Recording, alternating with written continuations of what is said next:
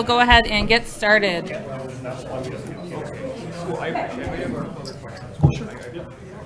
The Monday, March 28th, 2022 meeting of the Marquette City Commission is now called to order at 6 p.m. Please stand and join us for the Pledge of Allegiance. I pledge allegiance to the flag of the United States of America and to the republic for which it stands, one nation, under God, indivisible, with liberty and justice for all. City Clerk, roll call, please. Commissioner Bonzel, Here. Commissioner Davis, Here. Commissioner Hanley, Here. Commissioner Hill, Here. Commissioner Stonehouse, Mayor Pro Tem Mayor, Here. and Mayor Smith. Here, thank you. Up next, we have approval of the agenda. Commissioners, do we have a motion on the agenda? Commissioner Davis? I move we approve the agenda with a few changes. Under new business number 10, that should say Contract Amendment 4.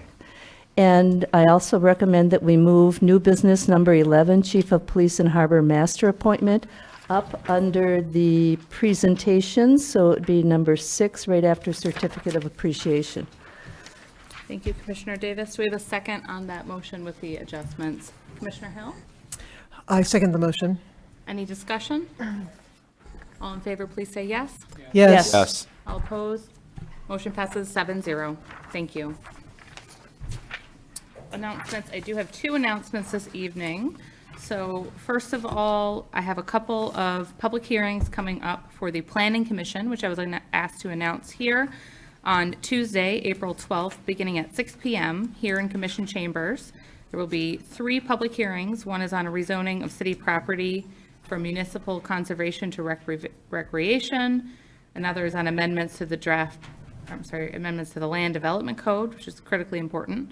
An amendment of the Community Master Plan to include the Ad Hoc Housing Committee final report as a new appendix.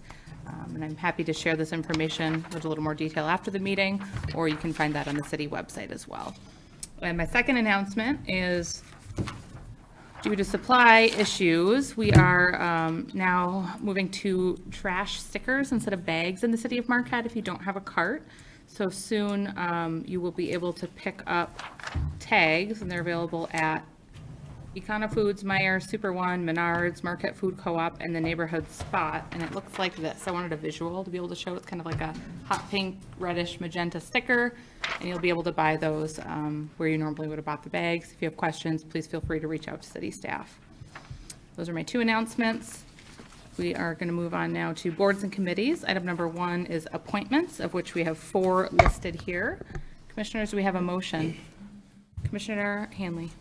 I motion that we appoint Ross Johnson to the Arts and Cultural Advisory Committee for an unexpired term ending 6/1/23.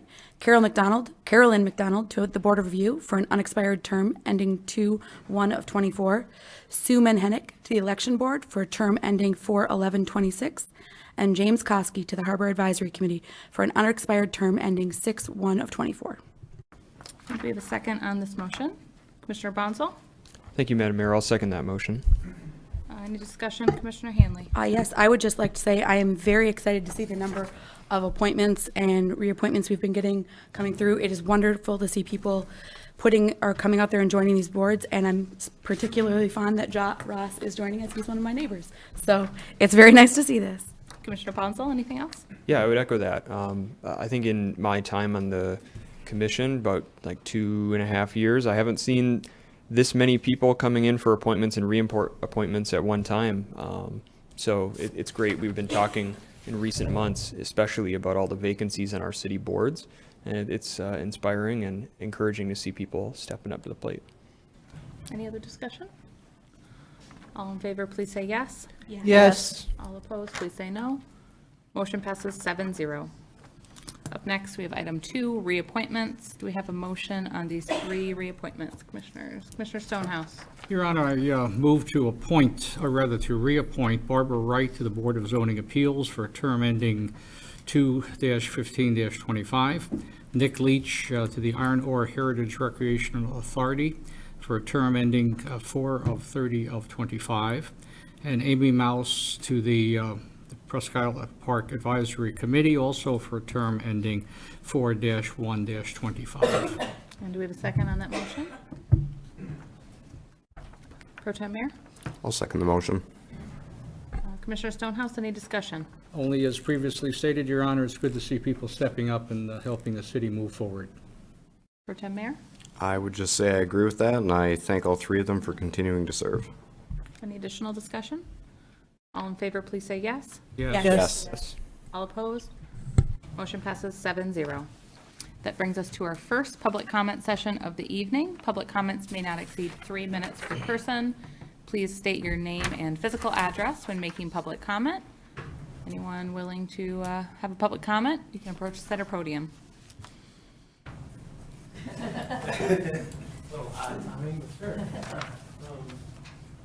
I'm not a stranger up here, so I'll take the first cut. Matt Lutenberger, 1406 Garfield Ave, here in the city of Marquette.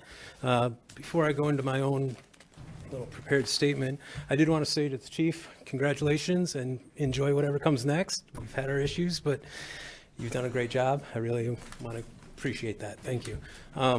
So I'm here, though, because I work at Lakeview Arena. I mentioned that last time I came up. I'm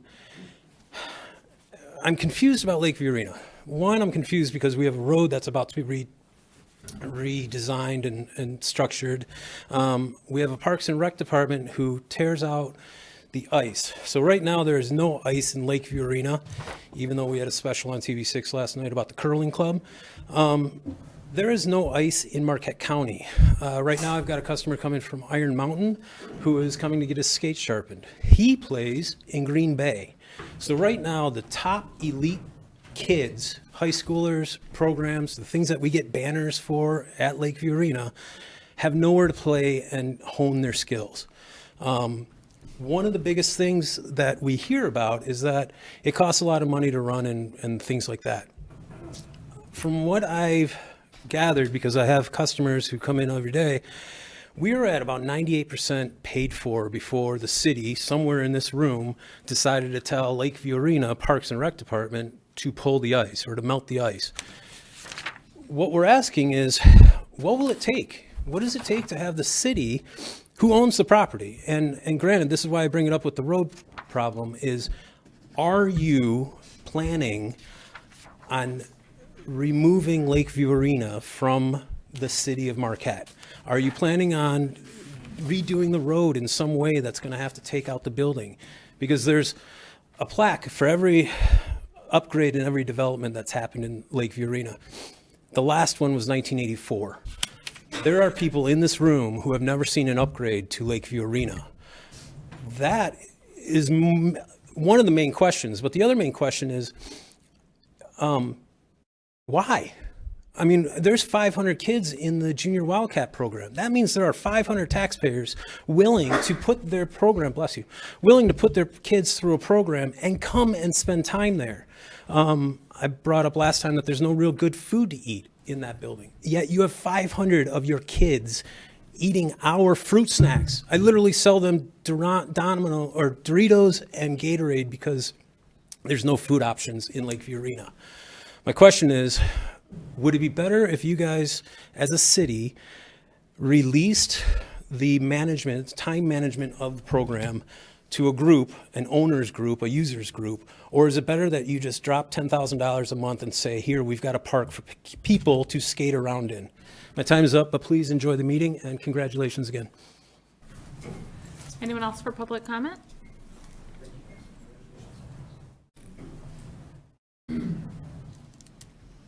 Going once. Oh, okay.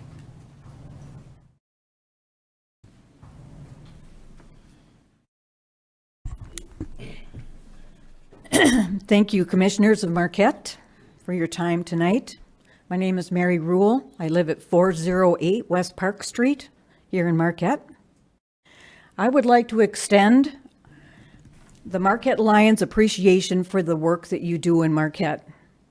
We also wish to thank John Swenson and Andrew McIver of Community Services, as well as the Marquette Parks and Recreation Board, for their time and effort in presenting tonight the DNR grant application on behalf of the Marquette Lions Lakeside Park renovation and restoration project. In 2019, you were very gracious in approving our request for Marquette Lakeside Park to be renamed Marquette Lions Lakeside Park in recognition of the 100-year anniversary of the Marquette Lions Club. Service and to our community and to the Lakeside Park. Tonight, you again have received a request, this time to approve an application for a DNR recreational passport grant for the redesign of Marquette Lions Lakeside Park to meet the city's master plan for universal accessibility. But this plan goes well beyond function. It is one of balance between purpose, beauty, and connection to what makes Marquette a unique and memorable place to live. The Marquette Lions Club is proud of its legacy of the many Lions members who have gone before, and equally those who will continue to support the heritage of Lakeside Park and the community that surrounds it. Thank you so much. Anyone else for public comment?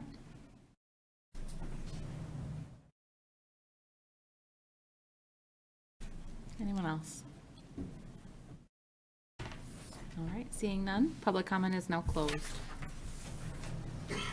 We have 3 presentations, and the number 6, I know we have it under presentations, but I do still think we need to take a motion on that. So commissioners, be aware of that. I don't know that we can truly call it a presentation, looking at our city attorney and she's nodding. So we have 4 presentations, and they're all related to our fantastic Marquette Police Department. So we'll roll through them in succession here, but I just wanted to first say that we're very proud of all the work that the Marquette Police Department has done, continues to do, and this is a really nice evening to be able to honor your work and, the past, the present, and into the future. So first, we have a presentation from the Michigan Association of Chiefs of Police. This is for the accreditation. This is by Neil Rosso, Director of Professional Development and Accreditation Program. Looks like we're over here, and I'm wondering if Blake will join, or if we'll just hear the presentation first.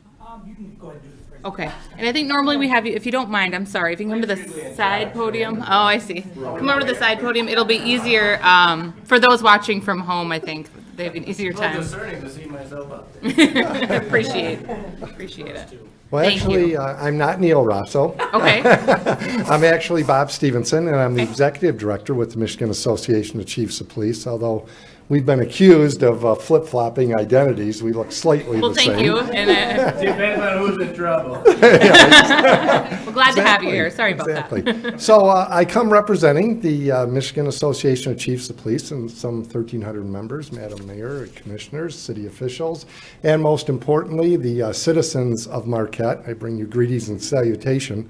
We're here to give the certificate of reaccreditation to the Marquette Police Department. It seems like just yesterday that we were here giving the original accreditation, but it was actually 3 years ago.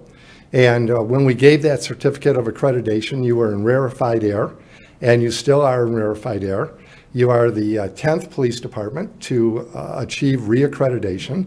And to put that in a little bit of perspective, there's 600 police agencies in the state of Michigan, and of those 600, 400 are municipal agencies. And your police department has done what 95% of the other police departments in the state has not been able to accomplish. And it's a remarkable accomplishment. It's a voluntary accomplishment. And one thing has changed from 3 years ago when we were here, and that's what happened in Minneapolis and the murder of George Floyd and the protests that took place across the country and the calls for police reform. But here's where your community and your citizens should feel extra proud about your police department, because every single one of those so-called police reforms that was called for across the country, your department had already done. Your department had early warning systems in place. Your department had training for dealing with mentally ill people. Your department had policies against bias-based policing. You name every one of those police reforms, Your department had done that, and they did this before all the calls for police reform. And it just shows what an excellent police department you've got from top to bottom, starting with your leadership to all the members of the department that work so hard to accomplish this certificate of reaccreditation. And I get to go around the state and I see all police departments are not created equal, but your police department has an excellent reputation, and I'm very proud to be associated with it and to come here tonight to participate in the awarding of the Certificate of Reaccreditation.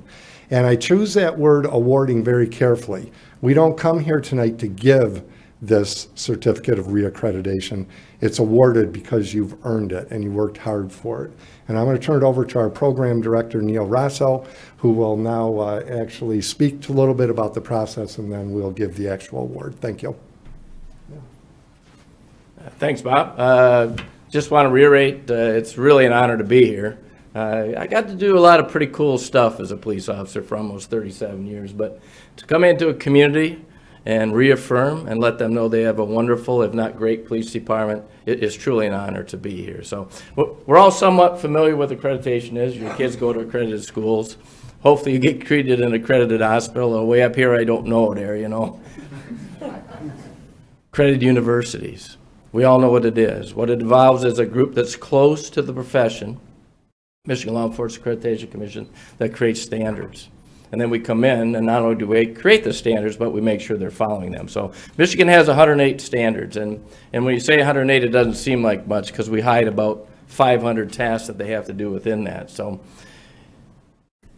they go through the weaving their directives through those standards, and then they have to prove to two outsiders that they're following the written directives that follow the standards.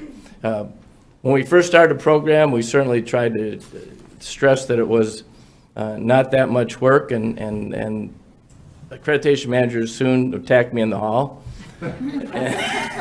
because it's a lot of work. And truly, the original accreditation is a lot of work, and it's a promise made, right? We come in, and your agency promises that they're going to follow these standards. So the difference between that original accreditation, the amount of work that goes into the reaccreditation for that 3 years is much different, much different. So promise made. Your police department has kept that promise, and we've had agencies that have not. I'll give the award in a minute, but I think it's important to point out the involvement of the Marquette Police Department and the Michigan Law Enforcement Accreditation Commission. First, the chief was appointed as one of our original commissioners in 2016, and will be leaving that soon. Accreditation manager, Captain Grimm, soon to be Chief Grimm. It gets really confusing. No scarier for probably anybody but him. But they've been very, very active. Ryan's one of my assessors. He goes out and helps other agencies get accredited. And that's a big deal. For somebody from Marquette to go downstate and help other agencies and assess them, that's a big deal. That's a huge commitment that this agency make very quickly under the chief there. And for that, I thank him. And I'm assuming that will continue with Ryan. So if the chief could come up here.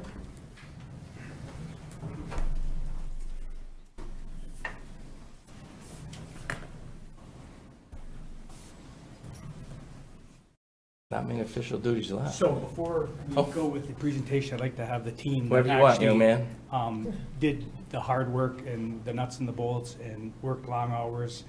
And I think we made Ryan and Mark cry one time. So if they could all come up here, because this is their award, it's not mine. Tracy, John, Pinky, everybody from the PD, come on up. This is your award. So. My camera's behind me, or it's over here? Again, there we go. Bring it into the wheel. This is from the Michigan Law Enforcement Accreditation Commission.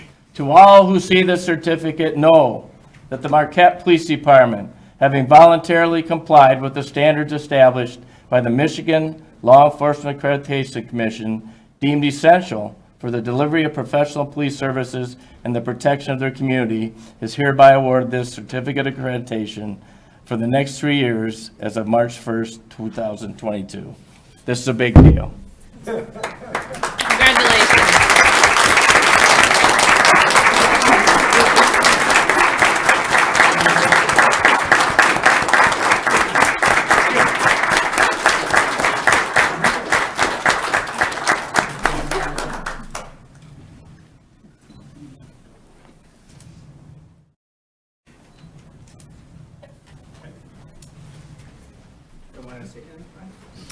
If I can, I'd love to. Absolutely. Yeah. Go ahead. I'd just like to thank my accreditation team and the entire police department for their efforts. It definitely took a village to make this happen, and the hard work is just so appreciated. You have no idea how much I appreciate your help throughout the years, not just for the initial, but this Reaccred, we've really had to step up our game. And like they said, the promise made was when we said we're going to do all this stuff. It really was tough to, I mean, you have to steer the department into making those changes, and we were able to do that successfully with the team that we created. That's all I got.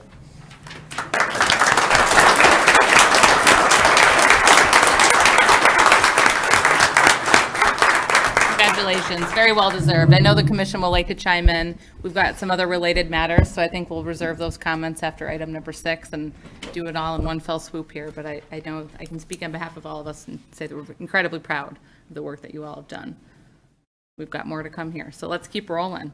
All right, so up next we have item 4 under presentations, Northern Michigan Association of Chiefs of Police plaque presentation. This is by Chief Todd Woods with the Mackinac City Police Department. I think I see him in the back there.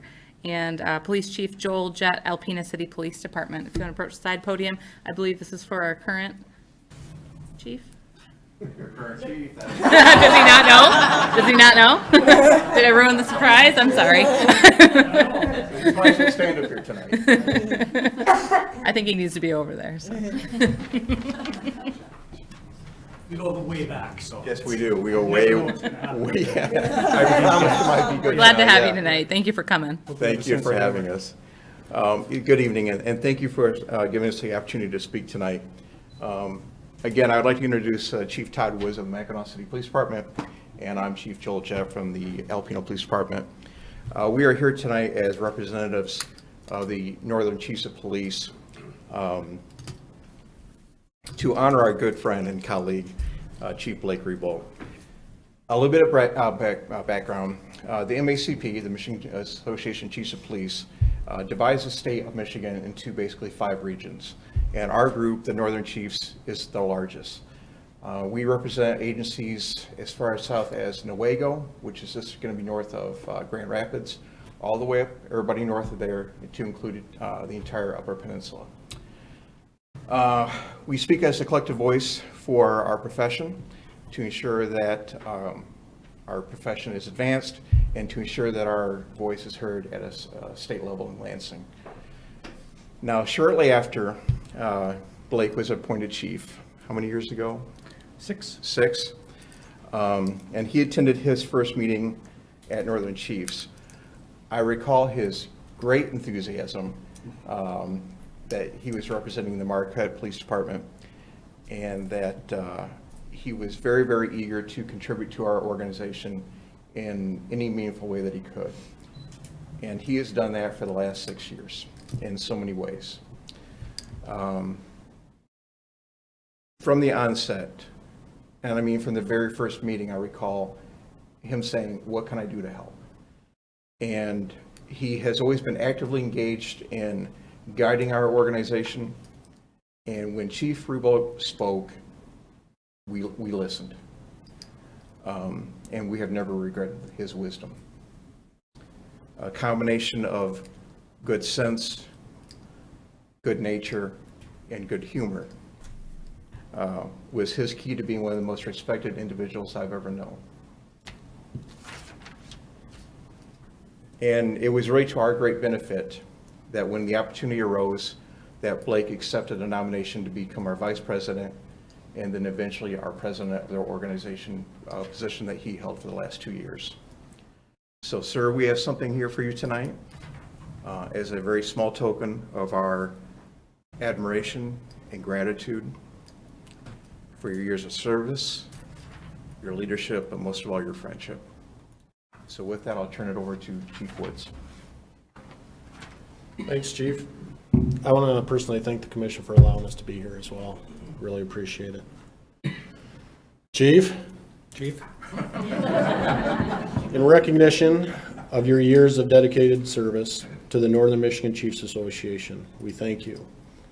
Your commitment to excellence was greatly appreciated and played a major role in the success of our association. In addition, your willingness to provide guidance and leadership to law enforcement in northern Michigan has provided prosperity to all. On a personal note, it's been an honor and a privilege working next to you from afar. But I can't thank you enough for your dedicated service to our profession. And I speak on behalf of Chief Jett and I, but most of all, your friendship. It's been great. Here's a plaque for Well,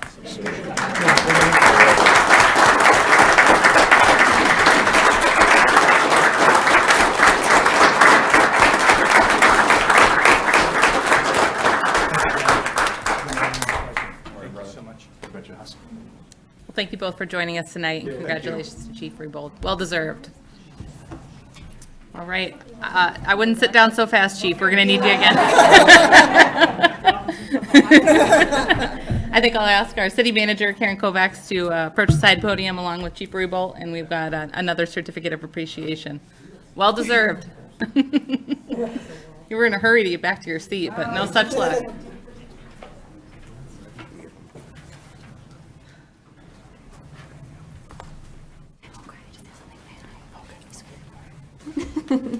All right, so just a little bit of background. I have not known Chief Reabold for very long. It's only been 10 months, 11 months.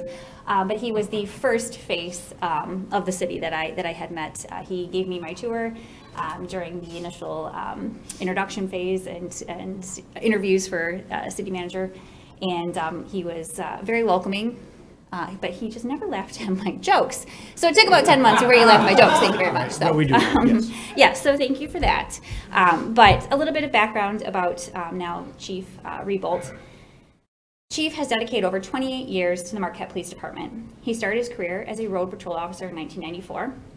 He then worked his way through the ranks as a uniform corporal in 2001, uniform sergeant in 2002, uniform lieutenant in 2007, and patrol captain in 2010. And in 2015, he was promoted to Chief of Police and has served for the past 6, nearly 7 years.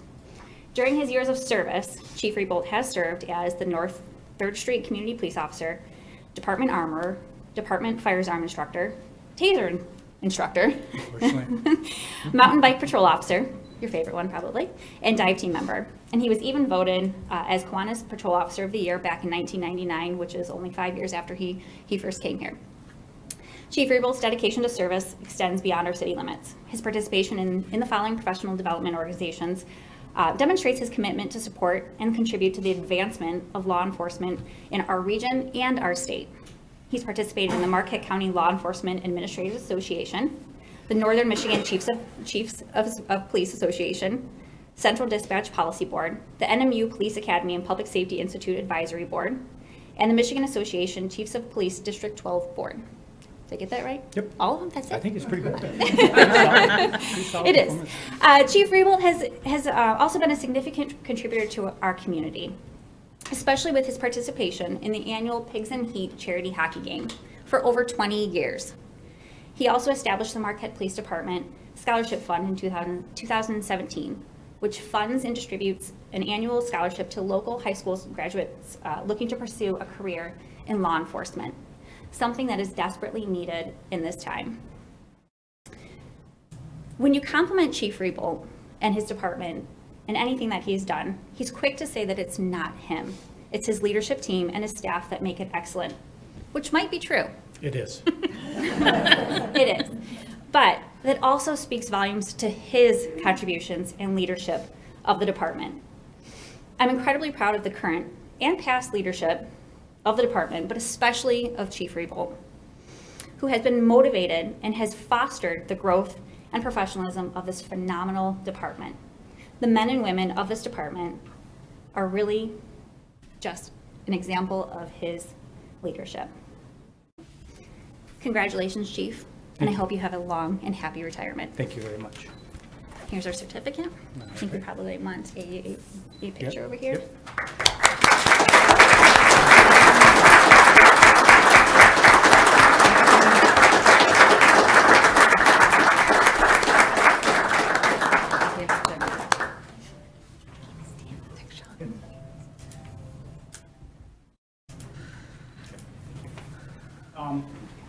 Yep. Just a quick thing, in light of the Oscars last night, I'm gonna keep it short and sweet. A huge thank you to the people that I've crossed paths with over my career. It's been a true honor and a privilege to serve the citizens of Marquette and this community. So it's been a great run, and I look forward to the next generation taking over and leading this department to higher ground. So thank you very much.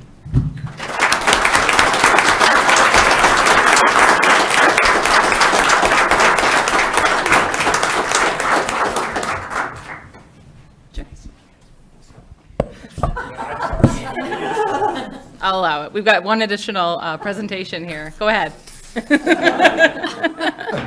And in honor of the Oscars, I'll also keep it short, but Blake, step back up again. And I won't insult your wife, so don't slap me. I know, I'm afraid of her, and she's here. All right, so again, Bob Stevenson, thank you for allowing me to do this. First time I spoke on behalf of the Michigan Law Enforcement Accreditation Commission. Now I'm speaking on behalf of the Michigan Association of Chiefs of Police. It was about 7 years ago that I first met Blake, and Blake won't remember this. It was at our police executive and new chief school, and Blake was there, and on one of the nights that we were networking, I encouraged Blake to become involved in the association. I recognized his leadership, and I said, we really need some strong leadership, especially up from the UP. Think about becoming involved in our association and moving forward. And he did. And in any organization, there's always 10% of the people that do 90% of the work, and then of those 10%, there's another 10% that's right up at the top, and that's Blake. He stepped forward, he worked with the association, he was one of our district representatives, and of course, the accreditation and stepping forward from that truly is a leader up here in the UP and around the state. So, Blake, I do have a small recognition, if we will, from the association, which I'd like to give you. So you can put this on your wall of I used to be somebody, and look at it late at night and think about all that you used to do. Used to be. And if you get a chance, ask him about his ride along with the Detroit Police Department when he was down there. That's another good story, one of his highlights. Anyways, Blake, in all seriousness, thank you so much. And be it known that the Michigan Association of Chiefs of Police awards to R. Blake Reabolt this Chief's Professional Service Award in recognition of the completion of a career of honorable police leadership and service, dated March 28, 2022, signed by our President, Ronald Wiles, and myself. Blake, thank you for everything you did for us.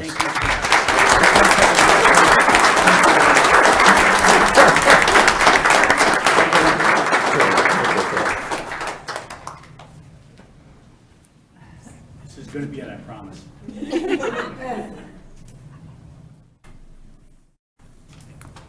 Congratulations, Chief. Thank you. And I know the commission will have some comments here. We're just going to get through this last presentation, and then we will open it up for the commission. So item number 6, which was a new business item, Chief of Police and Harbor Master appointment. City Clerk, if we could have the background, please. And then I think we'll move into the motion. Then potentially the swearing in, right? Just making sure I got that out. Yep. I'm ready for all of that. Thank you, Mayor. Uniform Lieutenant and Acting Patrol Captain Ryan Grimm graduated in 2000 from Northern Michigan University, where he earned a bachelor's degree in criminal justice. He then graduated in 2001 from NMU's Regional Police Academy, where he was the recipient of the Distinguished Peer Award and the Physical Fitness Award. He was hired that same year at the Marquette City Police Department. In 2004, Lieutenant Grimm was awarded a Meritorious Service Award for a water rescue, was chosen as the department's Patrol Officer of the Year in 2005, and he earned a life-saving award in 2005 for his actions during a fatal apartment fire. He was promoted to Road Patrol Corporal in 2006, Sergeant in 2010, and Lieutenant in 2017. Lieutenant Grimm is also a 2019 graduate of the Michigan Police Executive Development Seminar. During his years of service, Lieutenant Grimm has served in several aspects of the department, including Accreditation Manager, Training Coordinator, Taser Instructor, Assistant Harbor Master, Facility Security Officer, Snowmobile Patrol Coordinator and Officer, Bike Patrol Coordinator and Officer, and he teaches water rescue at NMU's Regional Police Academy. Lieutenant Grimm is currently the Police Accreditation Coalition President, a MLEAC Accreditation Assessor, and is a member of the Michigan Municipal League's Law Enforcement Action Forum. Based on his thorough knowledge of current police policies and procedures, along with his 20 years of law enforcement experience, Lieutenant Grimm was appointed by Chief Reabolt as the department's accreditation manager. He's been married to his wife Rachel for 19 years, and they have 2 sons, Corbin and Logan. Fiscal effect, the salary for this position is included in the current fiscal year budget. Recommendation, confirm the city manager's appointment of Ryan Grimm as Chief of Police and Harbor Master, effective April 11th, 2022. Alternatives, as determined by the commission. Thank you, City Clerk. Do we have a motion on this item, Commissioners? Commissioner Hanley. I motion that we confirm the city manager's appointment of Ryan Grimm as Chief of Police and Harbor Master effective April 11th, 2022. And do we have a second on that motion? Commissioner Bonzel? Thank you, Madam Mayor. I'll second that motion. Any discussion, Commissioner Hanley? I think this decision was the perfect decision for the city, and I'm excited to see what you do leaving the police department here. And I just wanted to, quickly before I get to you, Commissioner Bonzel, after the motions and some of the hubbub, I'm going to go through the whole commission for all whole kinds of comments on the last 4 things. So go ahead, Commissioner Bonzel. All right. Well, I would just echo what Commissioner Hanley said. I think we're incredibly lucky, and I'm really looking forward to what the future of Marquette Police Department holds. Especially, someone that my family's been involved in the police department for many decades, for my entire life. It's something that has special significance to me, and I think we're in incredibly good hands moving forward from top to bottom in that department. So, yeah, I'll probably have more comments, but. Anything else from the commission? Just checking here. This is not a roll call vote, right? Okay. All in favor, please say yes. Yes. All opposed? Motion passes 7-0. Congratulations. You can go ahead and move over to the.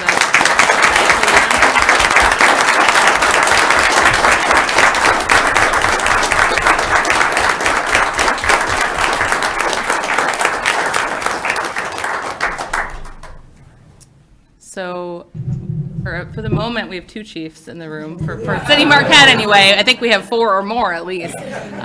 But if Chief Grimm, I don't know if you'd like your family to join you for the swearing in?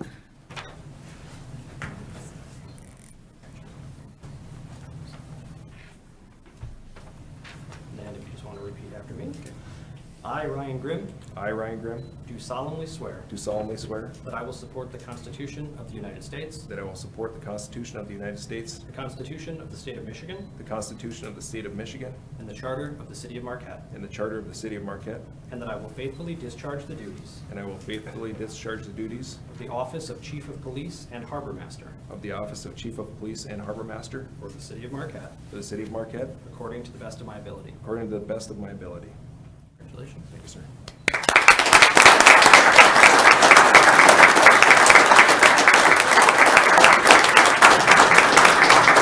I'm wondering if everyone would join me for a standing round of applause here for both our incoming chief and for our outgoing chief.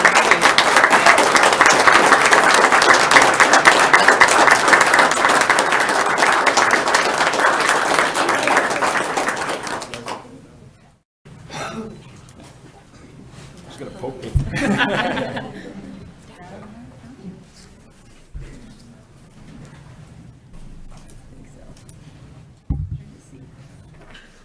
Got it.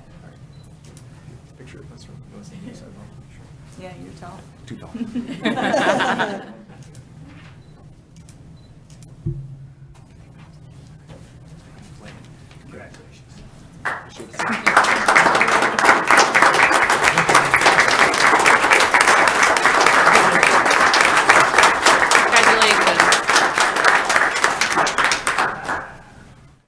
All right, I know our commissioners are eager to jump in here. I wanted to try to get through as much as we could. We're very happy for all the events of the night and as we move forward. We'll start things off with Commissioner Hanley. Go down the line if anyone has something they want to add in, and then we'll go from there. Thank you. First, to Chief Blake, it's been an honor having you here. You did the timer with the best of ability that I've seen anyone do. I really hope you can teach Ryan to do it as well as you do. But no, it's been an honor. You have done great things for the city, and I think you leave a legacy that will be hard to match up to for Ryan, but I have full faith that you will be able to do it. And I'm very excited to see you, Chief Grimm, and what you do with the city here. It's been a wonderful night and very uplifting, like seeing how honored our department has been left and right through everything. It's been an amazing night for the police department, and you guys deserve every bit of it. Pro Tem Mayor? Jeez. First, I would just like to congratulate the entire police department on reaccreditation, and it's just awesome the fact that all of these reforms that we all keep hearing in the news, that we've already been there and done that, and that's just amazing. And it's something I honestly didn't know either, that we were at that level, but 10 out of 400, I believe was said. That's incredible.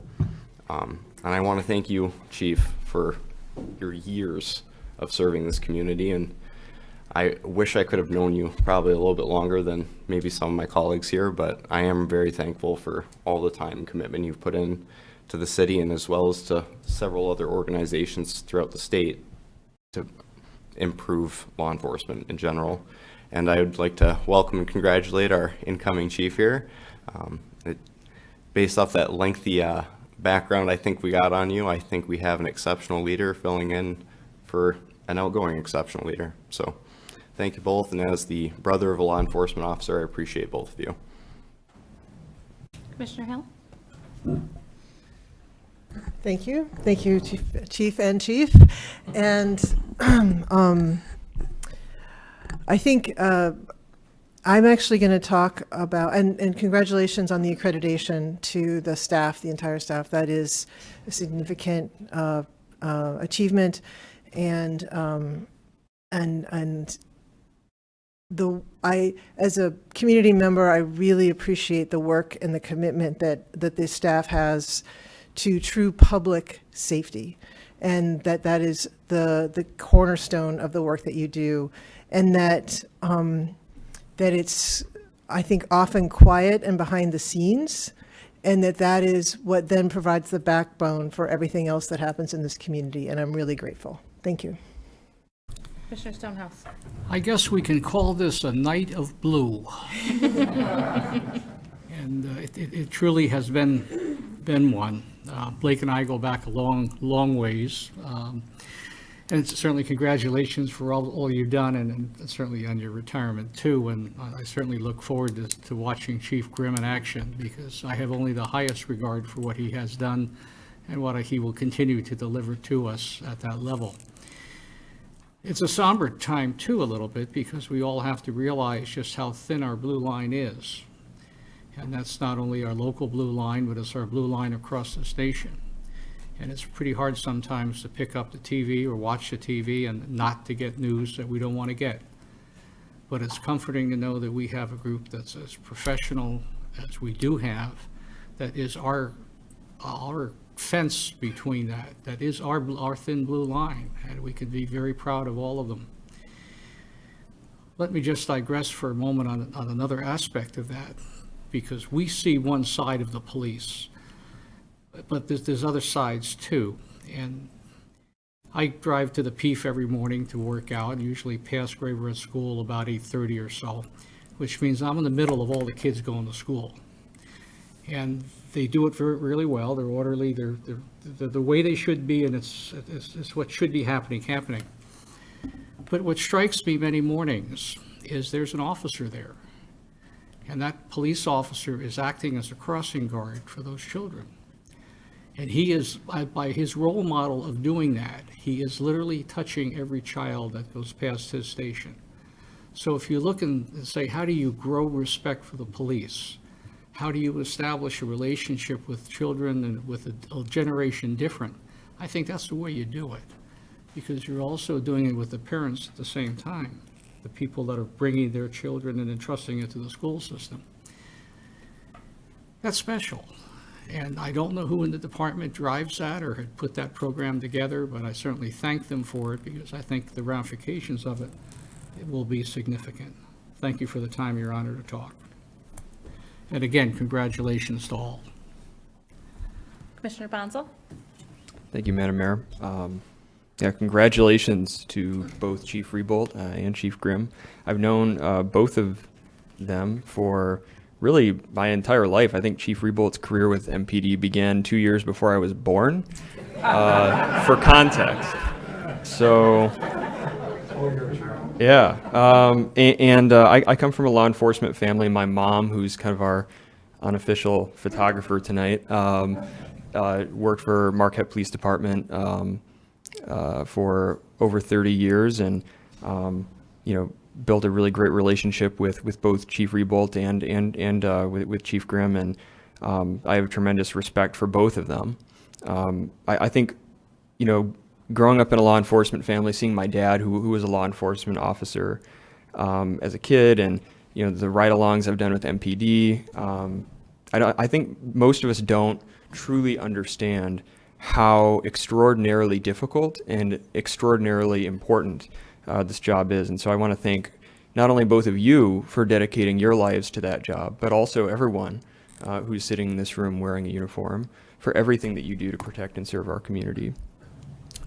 We should expect and accept nothing less than the very best that our community has to offer in this job. And all of you, and Chief Reabolt and Chief Grimm in particular, meet and vastly exceed that standard. So thank you both for dedicating your lives to our community. Commissioner Davis? There we go. Well, I'll try that again. Okay. What an incredible police department we have. When you're the last commissioner before the mayor, there's not a whole lot more to say that hasn't already been said. But Chief Reabolt, thank you so much. You've had a stellar career, and your leadership has been wonderful. I'm sure that you will miss all of your colleagues in the department and in the city. I hope that you miss us as much as we miss you. I hope you have a wall big enough for all your plaques. It doesn't mean that you used to be, it means that you still are someone who contributed greatly to the community. And I'm comforted by the smile on your face as you get ready for this retirement. And to the chief in waiting, I think you call it that. As someone who lived through many years of healthcare accreditation, I know how difficult those are. I know the time and the brain power and the dedication it takes to achieve the accreditation. So thank you for your leadership in that. Your resume is incredible, and I'm looking forward to having you serve as chief of police. We'll just wrap things up quickly. So first on accreditation, I have to say I'm incredibly proud of the police department for not only accreditation, but reaccreditation, which is even more difficult than getting it the first go round. Last fall, I was invited as mayor to participate in some of the question and answer sessions.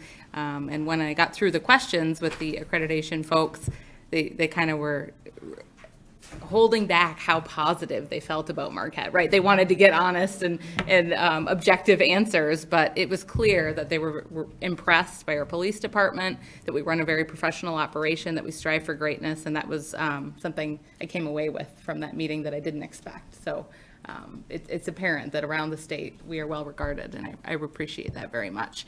It never was more apparent for me than after the George Floyd killing, which was brought up tonight, the tragic, incident that happened, and then the protests around the country afterwards. And we had a lot of folks in our community reaching out to me at that point as mayor, asking, what are we doing? What can we do? And I was getting this list of 9 things. It was very common. It was going all over social media that had to be done to show that your police department was being held accountable. And I brought it to the city manager, Mike Angeli, who was a former police chief. I said, well, I just would like to be able to understand this better and communicate with residents. And sure enough, Blake, got that information, brought it to his department. I'm sure folks in this room were involved. Every single thing on that list of 9 was already being done. It was as simple as finding the few documents that outlined it, having our wonderful assistant city manager, Sean Hobbins, put it on the city website, and we were able to answer all those questions within 24 hours or a very short time period. So the amount of pride I had at that moment, I don't know that I've had many times as mayor to be able to say, we're already doing all of these best practices. And that is just a testament to the well-run department, because we didn't even have to ask for it. It was already being done. So thank you. That was really eye-opening for me. I appreciate that. Okay, a couple other things. So I just want to make sure I had one other note. Okay, so sitting here and listening to not only the accreditation, but all of the appreciation certificates that our chief has received, I'm filled with pride. And I'll be honest, this job is not always easy. We have a lot of difficult decisions we sit up here and we have to make and deliberate. And tonight it's really nice to kind of sit back and reflect and look at the good work that's being done and feel really proud about the work that our staff is doing in this community. So thank you for giving us an opportunity to look on the bright side, look at the positives, look at all the good things that are being done and continue and will continue under new and continued leadership. So I wanted to say thank you for that. To Chief Blake Reabolt, I have to say your leadership has been really important to me serving as mayor, and especially when we hired our new city manager. I had a challenging time because I wasn't sure what choice to make, and you coached me through some difficult times and knowing that I wanted to make a best call for our community, and I think we've made the right choice. But I needed that counseling in that moment, and you were there, and it's very much appreciated, and that's the kind of guy he is. So I know that you do that for not just me, you do it for anyone who needs it, and it's noted, and you've impacted more than you know. So thank you. Can I just say one more? Sure. I'd like to have my staff stand up real quick. Absolutely. Because they're the ones that did all this hard work. And so I'm Okay. taking the accolades and everything. So if you could just stand up and get a Look at this, good leadership at work.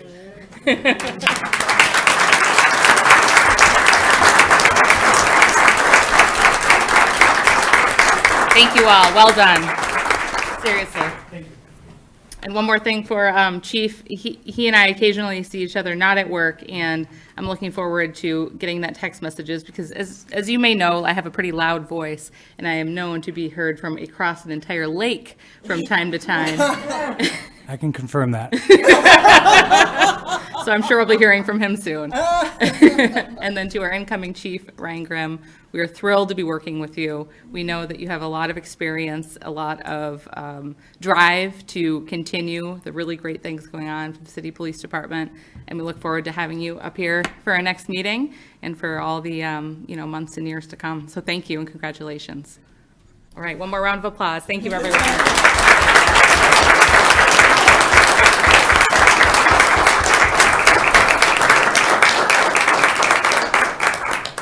Wonderful. Nice to have some excitement. Love it. Okay, so now we are on to some public hearings, moving into, we've got a public hearing number 6 here. Public hearing to adopt fire and life safety ordinances. This will require a roll call vote. City Clerk, could we have the background, please? And yet, Police Department, you're fine to leave. Don't feel bad. It's okay. That's why we moved. If you want to stay, you're welcome, but we kind of bunched everything together. I'll give you just 1 minute before we move on here. Thank you for being here. We really do appreciate it, folks.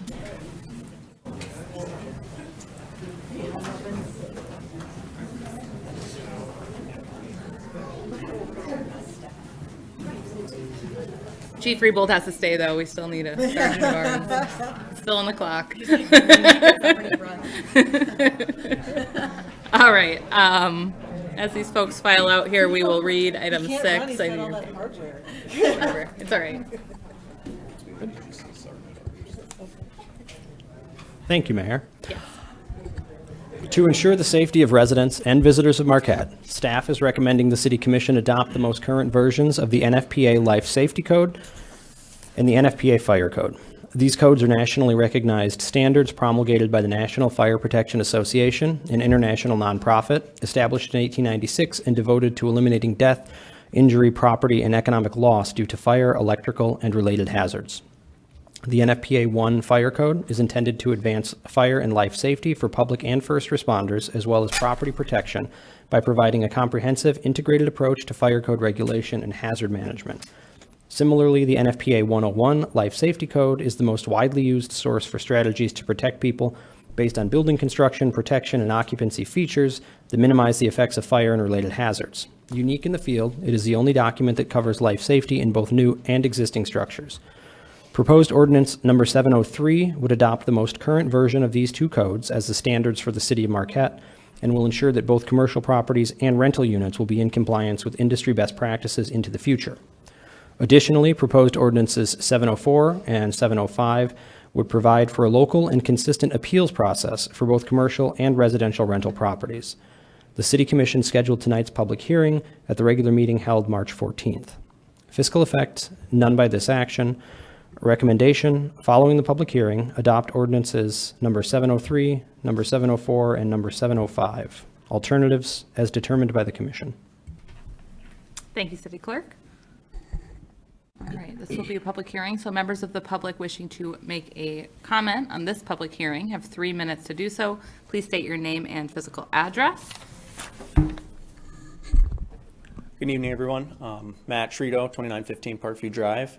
I am the office manager for UP Engineers and Architects Ishpeming office, and was the architect and engineer for the Rippling River Resort, which was my first experience with NFPA 1. We went through the zoning process at that point in time and had a back and forth with the fire department, and elements of NFPA 1 were kind of used for, at the time, a fire department zoning denial. And then it was determined that NFPA 1 wasn't actually an ordinance in the city of Marquette, and the project moved forward. And the elements of that project that were the most restrictive was fire suppression requirements above and beyond what was required from building codes, and exterior fire suppression requirements, which would have required us to do a potential expansion to the water main at the time and add some hydrants, that sort of thing, that weren't actually on site. And when I heard that NFPA 1 was on the docket, I had reached out to Chief Davis, who did an excellent job of addressing a lot of the questions and concerns that I had about the city adopting this ordinance. And a lot of people were copied on that email chain. There was a lot of back and forth and a lot of information provided that I thought was very helpful. I am actually in support of the adoption of NFPA 1, but would like to see a slightly redacted or slightly reduced version of that, perhaps the same version that the state of Michigan implements. Significant elements of that code is struck out at the state level, and it's because of some of the ambiguous nature of some of the language within the actual code. Doesn't allow us as engineers or developers to actually project what those requirements may be. Gives a lot of authority or leeway, let's say, to the authority having jurisdiction, which in this case would be the fire department. We know that there's elements of this code that provides additional tools to the fire department to do their job and to better serve the public, and we're very much in support of that, but would like to see a version that would be adopted that we can project what our potential requirements may be, so that we know what type of costs that we can see as a construction firm or as a developer trying to continue to do development projects here in the city of Marquette. So appreciate your time, and thank you. Anyone else for the public hearing? Good evening. My name is Mark Curran, 200 South 4th Street. I want you to remember we have a set of codes that are in place right now. NFPA 1 has not been adopted. The NFPA 101 is actually a reasonable code and doesn't have much for conflicts. Our homes right now, they're safe, okay? A home built in the 60s is not unsafe. It's just we've learned to make things safer. If we continue to put more and more codes in place, such as NFPA 1, the problem with NFPA 1 is it can conflict with our current building codes. There's the Public Act 230, the Stills-Jurassic-Hale Act. So we have a single state code right now, okay? Which makes it to where every county in all over the state follows the same codes. And NFPA 1 has some direct conflicts to that. We had issues years ago in 2008 where I was retrofitting an older building with vinyl inserts. And the fire department honestly wanted us to make those up to today's egress standards. With the NFPA 1, they may have had jurisdiction to say, hey, you need to rip those out, reframe them, redo everything, and not just put in a simple vinyl insert that's making a building more energy efficient and better. So I think Matt's point of potentially utilizing the state's version of NFPA, which has already had a lot of aspects that conflict with our state codes already redacted, would be a wise choice. So I strongly recommend that someone get involved with the state and look that up. If you need help, I can reach out to the Home Builders Association at the Michigan level, see if they can come up with a good copy of it as well. We want to make things safe. But there is a point. Everybody knows there's a housing crisis around here. I was on the ad hoc housing committee. And the more bureaucracy we put in place, the more difficult it is to build and get ourselves out of this hole.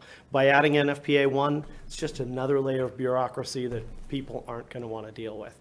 So just wanted to throw my 2 cents in on that. I also wanted to make sure that you have a very solid appeals process. I don't know if it would be possible, and Paul Knox is here with Marquette County Building Codes. I'm probably completely overstepping my bounds, but we have a great appeals board at the county level that knows building code issues, and maybe you should set up an appeals board with people that know building codes, older retired engineers, builders, stuff like that, that know the practical difficulties of building, or perhaps, maybe the Marquette County Building Code of Appeals could be of service in that aspect. So just wanted to throw my 2 cents out there. Again, I'm not opposed to adopting the NFPA 101, but NFPA 1 will create a lot of problems for our community, in my opinion. Thank you. Anyone else for the public hearing? Anyone else? Public hearing is now closed. All right, commissioners, do we have a motion on this item? Commissioner Stonehouse. Your Honor, I would make a motion for discussion. It's my understanding, Commissioner Stonehouse, we had new advice from our city attorney that we have a motion on the floor, and then we can have discussion after that point. That was new advice. So I'm looking for a motion, either vote it up or vote it down or table it, something, and then we can discuss. Do we have a motion as such, Commissioner Stonehouse, or maybe we want to pass That would be that to fine. someone That would else? be quite acceptable, Your Honor. Okay, does someone else want to make a motion then, or did you want to, Commissioner Stonehouse? You just need to I say would be happy to motion to, following the public hearing, adopt ordinances 703, 704, and 705. A motion to approve. He said. approve. I couldn't hear the Motion word, to I'm sorry. approve, yes. There was some background noise. Thank you. And do we have a second on the motion on the floor? Commissioner Hill? No, I'll second that motion Thank to you. move it forward. And then, so now we can open up for discussion. Commissioner Stonehouse, go ahead. Well, I think a couple of interesting points were raised, Your Honor, and I remember when we had this come up about 4 years ago previously, maybe even a little earlier than that, and the commission as a whole was not accepting of the NFPA 1 for many of the reasons that were presented by our 2 speakers tonight. So I think we need to thoroughly understand what it is and what the ramifications are, especially as we are so deeply concerned with us, I guess I'll say, construction projects in terms of being able to provide not only additional housing, but additional tax-paying property within the city, that this is not something that we should simply approve because it's on the agenda. But we really need to explore a little bit the concept of having, or perhaps adopting, the NFPA 1 at the state level with all of the material redacted that would not be applicable to us, for example. I know that in conversation with other members, other commissioners at the MML, this is not universally within the state of Michigan accepted as the greatest thing since sliced bread. There are communities that don't want to do it. There's other communities that are using alternative codes. So we have options. And as we all know, we have been proceeding well without it. So then you have to ask yourself, does this discernibly make things better by adopting this set of codes? Are we better than we are now? What's changing? Where's the real improvement to it? Especially as we hear of the roadblocks, practically speaking, that have occurred in the past. So I'm concerned that we don't rush into this in a hurry without us all understanding the ramifications of it and what alternatives might actually be there. Commissioner Hill, since you made the second, do you have anything you want to add at this point? Or I'm also wondering if maybe we want to hear from staff. Yeah, that's my intention is to ask for the staff to make their comments. Yeah, thank you. Actually, I would really, if you don't mind, I'd really defer to Chief Davis to provide that information, as he's been working really closely with this and has been kind of guiding me through this as well. Great, thank you. Commissioners, do you want me to address the concerns that have already been brought up, or do you have specific questions that you want me to answer? I think, explaining the difference between the two, I think fundamentally is the difference between the two codes that have been raised, what those are.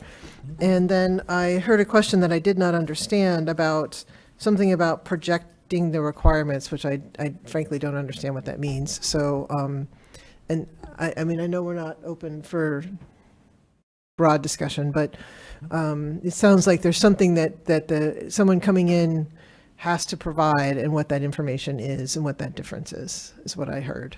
But Sure.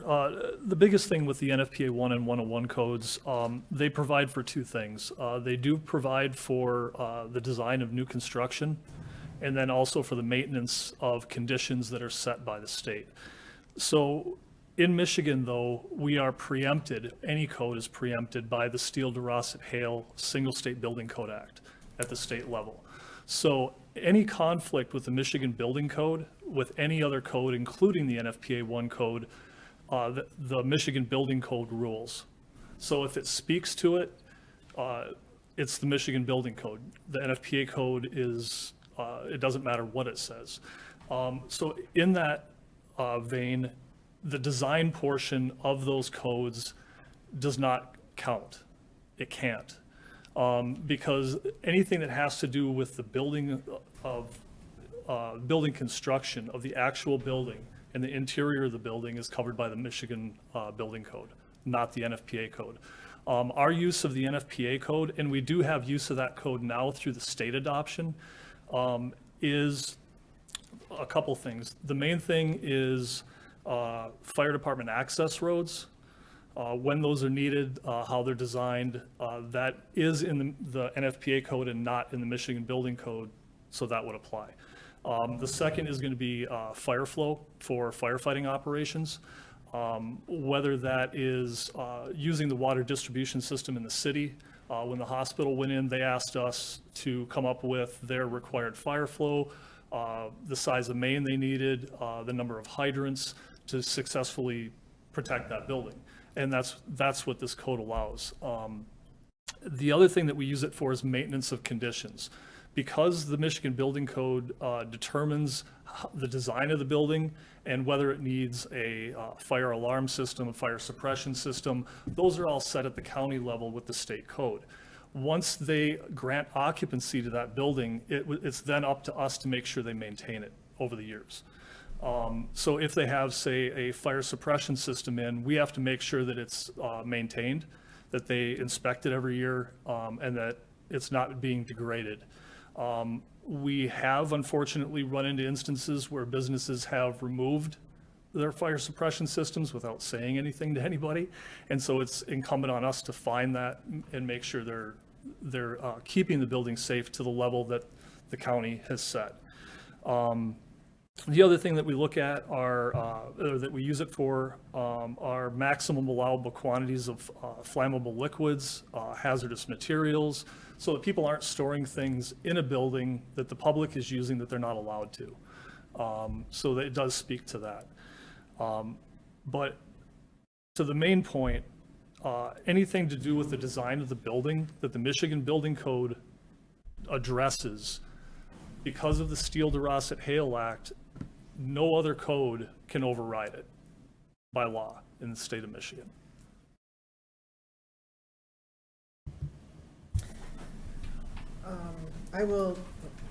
I'll let other folks ask questions. I may have further questions, but thank you for the explanation. Thank you, Chief Davis. That's a helpful explanation. I guess I would ask if we have other questions for Chief Davis before we move into some broader discussion, just because maybe it would help others with any clarification. Commissioner Bonzel? Yeah, thank you, Madam Mayor. I do have a couple questions. So, ordinances 704 and 705 are dealing with the appeals process. And I'm just curious if you could describe how exactly this new appeals process would work. How is it different from what we're doing right now? And also, who would be on this Board of Appeals that ordinances 704 and 705 reference? Sure. In this appeals process, in 70, I'm sorry, let me look at it real quick. In 704, that pretty much restates the rental fire safety code, but then adds the appeals process so that it's consistent with 705. What the makeup, of the appeals board is the Marquette Board of Zoning Appeals, and they act as either the rental code or commercial code appeals board, with myself as an ex officio non-voting member, basically so that I can provide background and information. And then basically anytime there's any question as to the interpretation of the code or whether there's any kind of a conflict with the Michigan Building Code, anybody that has standing can bring that to the appeals board, and then their recommendation is final. Okay, thank you. And is there a reason why we're doing a separate city-level appeals process rather than, for example, I think somebody mentioned the idea of utilizing an existing, Board of Appeals at the county level, given that, they deal with building codes generally. I mean, my understanding is that the county building codes department is sort of the umbrella, and that we're underneath, right? And that we have a more narrow focus on fire code. Is that accurate? I mean, is there a reason why we wouldn't look to the county for that appeals process? Yeah, originally, I did look at forming a separate board from the Board of Zoning Appeals instead of having them act as that board. Current city code basically states that anybody that sits on a city board has to reside within the city. And when I looked at trying to get, people that had, engineers, other fire code officials, they all lived outside of the city. And we have successfully used the Board of Zoning Appeals on the rental side already, where we also do already have the NFPA 1 and 101 code adopted originally. So that's where the thought process was in the process to get there. Okay, thank you. Yeah, that makes sense. I have another question about this issue of the fire flow requirement seems to be pretty central to this entire discussion. And essentially, we received a set of, frequently asked questions, the commission ahead of this. And, one of the questions was essentially like, well, is the fire department kind of just free to decide, what they want to require in certain circumstances? And the answer is basically no. It largely depends upon fire flow requirements that are calculated using this formula. So I guess my question would be, what is the difference between, fire flow requirements under NFPA 1 versus the, 1997 NFPA code that we're using right now, or what's adopted at the state level? And could you explain that? Sure. The current code that we have adopted, I believe it's the 1997 101 code, doesn't speak to that. That's more on building egress in the life safety code. We do use we calculate our fire flow currently with the state adopted NFPA 1, which is the 2021. So that wouldn't change. It's the same code. The problem is then if there are any appeals at that point, it has to go to the licensing and regulatory affairs out of Lansing, and they have to make a determination. It's a long, convoluted process and can take a significant amount of time. Basically, with the fire flow calculations, for probably, I'm going to throw out, I believe, around 95% of the city, it's going to be controlled by where the water mains are in the city, and they cover almost the entire city. So if any parcel for new construction has a road or has a water main within 200 feet of it, by city code already, they have to connect to that. And at that point, it's kind of moot. It's going to cover what they need to do, unless it's something to the size of, say, the hospital, where we did have to add, we had to make sure that we had mains coming in from both sides, and they had to put in 8 hydrants because of the size of the building. A lot of times, though, for any major construction like that, they're going to need those anyway for domestic water supply. For the 5% or less of the city area that you don't have a water distribution system that touches that property, we can offer either water tanker shuttles, which is what we're doing for Rippling River and the ski hill right now. We do have that in place now with thousands of dollars and a lot of man hours of training with the surrounding townships and automatic aid agreements.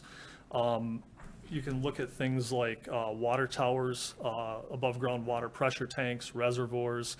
Like the water tower, that's what they did out at the remodeled casino in Chocolate, instead of running their water distribution system out that far. And you can do those in conjunction. So they, and using that as an example, again, they have the water tower, then they also have the tanker shuttles under automatic aid agreements with other townships, and that covers it.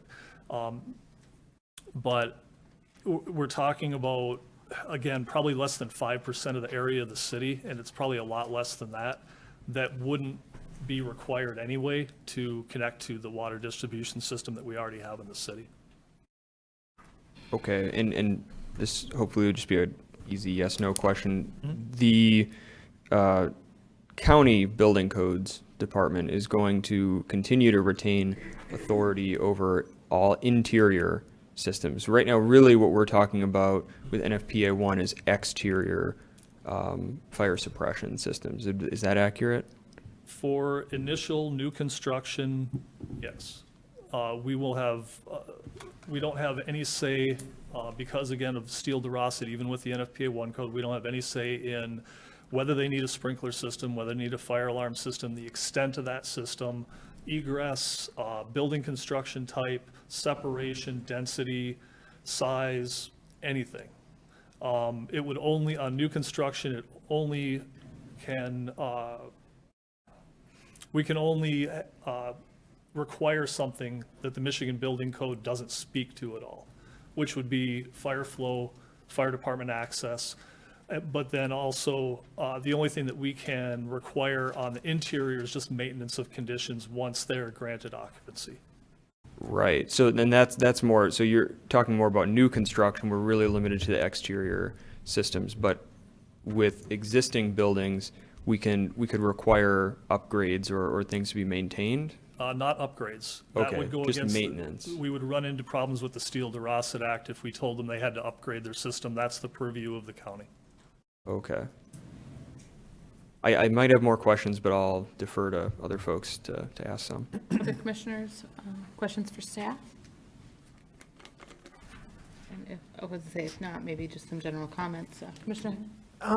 So I think it would help a lot, help me a lot, if there was an example, say, that you could point to about what the difference would be under the codes as they exist now versus what you're proposing the change would be. So say the development, I understand it sounds like it's all under, this is for new construction mostly.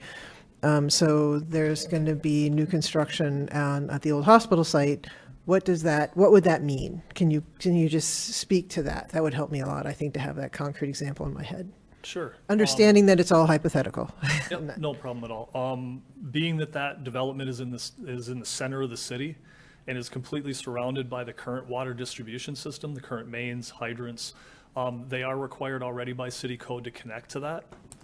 And looking at that one specifically, the size of the water mains that are around it and the gallons per minute that can provide, that will provide enough for that development. They might have to, because of spacing, extend the mains into the development.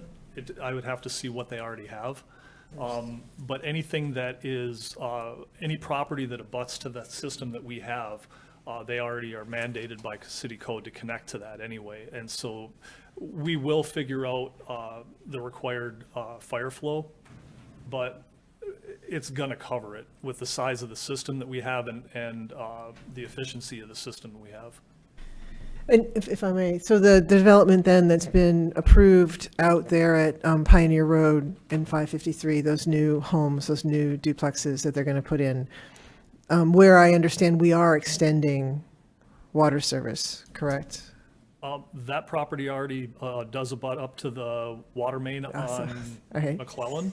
Right. So they have to connect to that, and that is the highest flow of the mains we have, over 1,500 gallons per minute. Wow. And especially for that type of development, that will be more than enough. They are going to have to connect into it, run it into the development, and put hydrants by the buildings. And also, the other thing is the fire department access, so they would have to have, within 150 feet of the building, they have to extend a 20-foot wide road that can hold our fire trucks, upwards of 55,000 pounds for fire department access. That's the other side of the coin.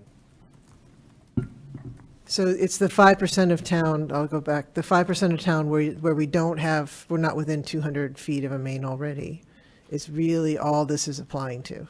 correct. To my knowledge, it only runs from the east side of Rippling River to the city line, which is just past the ski hill. And those are currently, the way they are constructed now, covered by the water tanker shuttles by Marquette Township and Chocolate Township through an automatic aid agreement that we entered into. And then we've done an extensive amount of training with them so that we can interoperate with them, and that continues annually.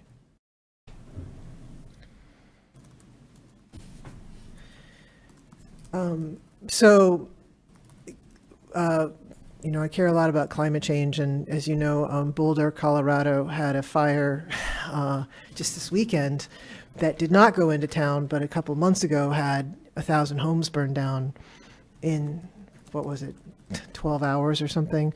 So you're talking about that kind of situation? Is that there be hydrants available for the development in that part of town? Is that basically what we're talking about here? Because I honestly still don't quite. Yeah, it's not necessarily for wildland-urban interface where you're going to have a forest fire coming into the city. Okay. The way we calculate it, it's basically on the building construction, whether it's wood construction, concrete, steel, that all makes a difference. The density of the development, how close the buildings are together, the height of the buildings, the size of the buildings, and whether the county already has mandated fire suppression systems, that all makes a difference as to what the calculation is. And it'll come out to say that they require 2,000 gallons per minute per hour to cover that. And all that is for each building. So that if that building catches on fire for any reason, that we have enough water to push through our trucks, to push through the hand lines to put it out. Thank you. Yep. Any other commissioners?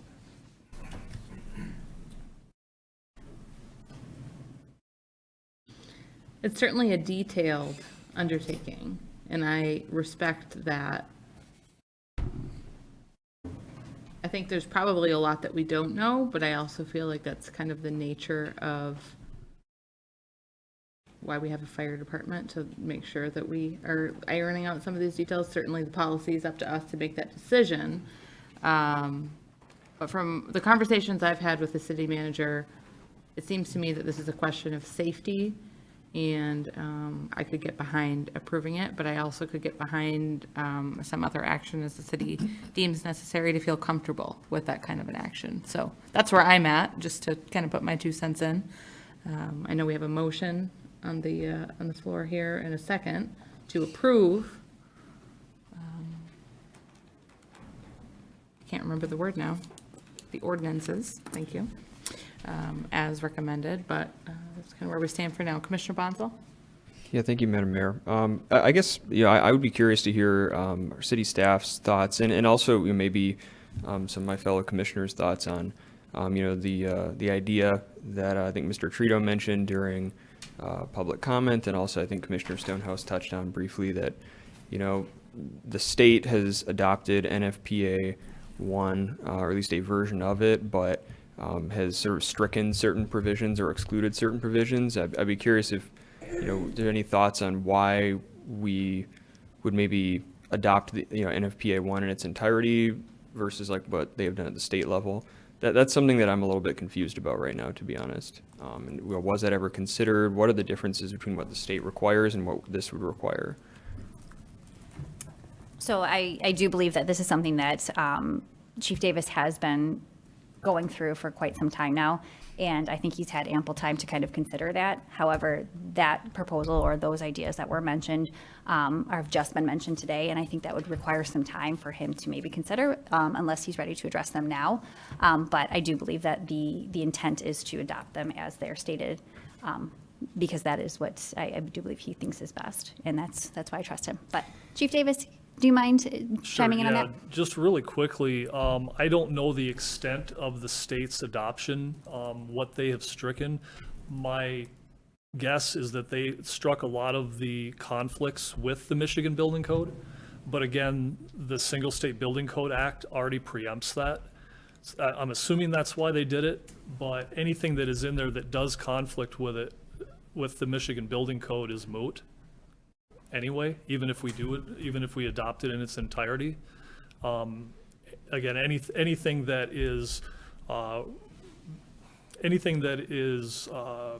blanking on the word I'm looking for, but if the Michigan Building Code speaks to it, it rules. So if there's any conflict, I'm assuming they remove some of the conflicts to make it easier to read, maybe. And again, I'm just guessing here, but I would assume that's what happened, is that they just went ahead and took out some of the conflicts, but those are moot anyway because the state act preempts it. Okay, yeah, I mean, that makes sense to me intuitively. I mean, but I guess what do people think about the idea of maybe taking some time to like dig into that and figure out for sure what those distinctions might be? I don't know what other folks' thoughts are. Pro Tem Mayor? I guess I just have a little bit of a clarifying question here. Maybe I'm just misunderstanding it, but it sounds like parts of this would be going or adding in addition to what the state already has. But if the state already has preemption set on this, we can't go beyond what they've said, correct? Like, are we filling in holes? Are we going past the state code with this? I might have lost you a little bit there when we were kind of jumping around on that, but I guess, is this in addition to what's in the state code? Is it just matching it? I'm losing you a little bit there, because if, state of Michigan preempts municipalities from doing anything, for the most part, past what they put in place. So I'm just kind of confused what this is really hoping to accomplish, I guess. Sure. We do have use through Act 207 in the state using the state's adoption of the NFPA code. They don't update it very often. It takes them quite a while. The main thing, though, is that if there is any appeal, it can't be adjudicated locally. It has to go to Lansing, and at that point, we have to file all the paperwork with the State Fire Marshal's Office, Licensing and Regulatory Affairs, and it's a long, convoluted process to get them to make a decision one way or another. Part of this is to try to get the appeals process locally so that we can fast track a lot of this, so that, again, the developers don't have to wait 6 months, a year to get to see whether their appeal is going to be granted or not. Again, the main thing that we're looking at is basically the majority of it is maintenance of condition of the buildings, just so we can make sure that they're being maintained. On top of that, just again, the fire department access and the fire flow to make sure that we have it. And again, most of that's moot because a high percentage of the city has the water distribution system also, and it's already going to be taken care of. The 101 code that we are adopting also speaks to the maintenance of condition, and we do need that for building egress, making sure people don't remove doors, make sure they have exit signs, that kind of thing through the buildings, which would be the 101 code, which we're adopting also. Okay, so I'm going to go back to the first part there. A large chunk of this then is getting the appeals process here locally, right? It is part of it, yes. Okay, and I'm kind of looking over to our city attorney here. Can we legally actually do that? Is that something that Michigan allows us to handle locally? If we have adopted it and adopted ordinances for that type of appeals board, yes. And that's, there was, the current code has, if I'm remembering correctly, has a form of local appeals board, but we can't put that board together because to fill those spots, we can't do it with people within the city, which our charter requires us to do. So that's sort of where, when Chief Davis started talking to me about this, that's sort of where it started from, was we have an appeals board we can't use because we can't fill the positions on that board per the terms of our ordinance and still meet the charter. And it kind of flowed from there. Okay, thank you both. Commissioner Stonehouse? But that we still circle back to the idea that we could adopt the state code or the state version of NFPA 1 as well as 101 as they have presently redacted it and be operating? Possibly. I'd have to look at it. I mean, See it what they seems adopt. like otherwise we're adopting a clean version of it that may or may not be in conflict with something the state has redacted, although we have the other law that says, yes, you have to follow this, not that. But it would seem to be, to me, to be much simpler and easier for everybody if we simply took the existing state law, if you will, at NFPA 1, et cetera, as they packaged and redacted, and use that as our base operating agreement. We can't do a board anyway because we're not going to have enough local people to be able to staff it. So that becomes a nice thing that we can't do. But at least it gives us a continuing operating system within the city that is concurrent with what we are currently doing, and not bringing down a whole new set of regulations that we really may or may not need.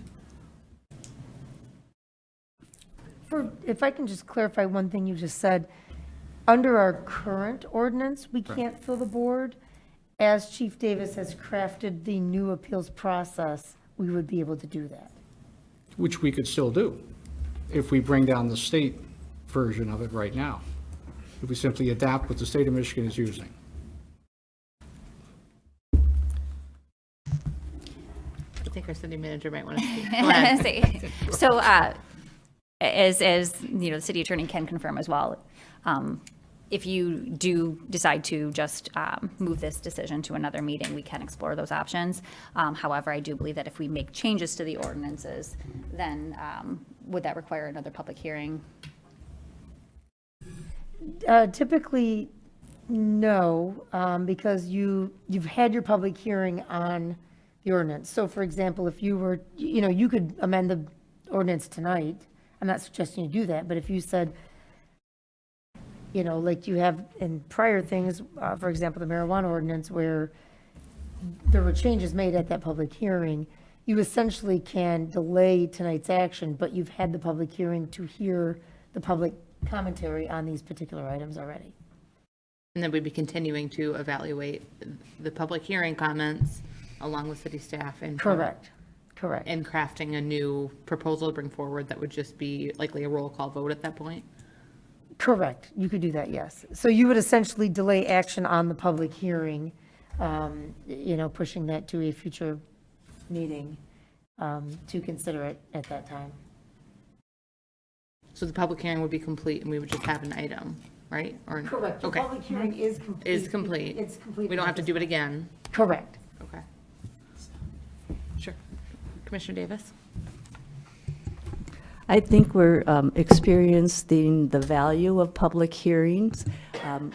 Some of us probably thought was going to be an easy vote tonight made us think, and I very much respect the work that Chief Davis has done and the staff and the thought that has gone into what is proposed.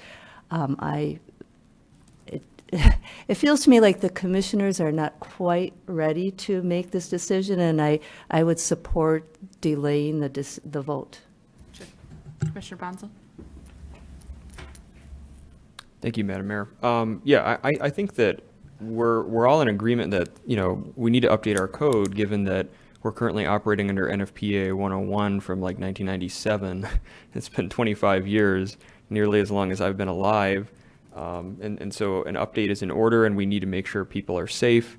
I think, Chief Davis presented a really strong argument for creating that local appeals process, and why it wouldn't be possible to do that, say, at the county level because of our board residency requirements and things like that. But I think that, for me, I would agree with Commissioner Davis that it would make sense. I feel I need additional time to understand the implications of this decision, and I would also appreciate an opportunity to maybe see some analysis or an alternative or something that's presented to us by our staff that looks at what is the difference between the adoption of NFPA 1 that we're looking at tonight in its entirety versus what the state currently has in place and has adopted with various redactions.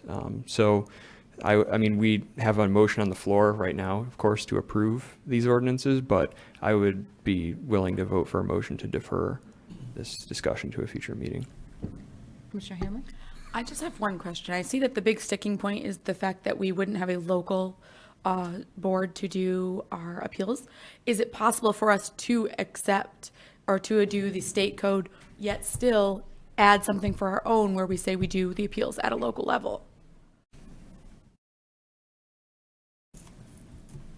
Yeah, I would have to see what the, again, what the makeup of the state adoption of the NFPA 1 code has, but if it covered everything that we needed, there's no reason why we couldn't have the exact same appeals process that we have set up now, again, to cover both commercial occupancies and residential rentals.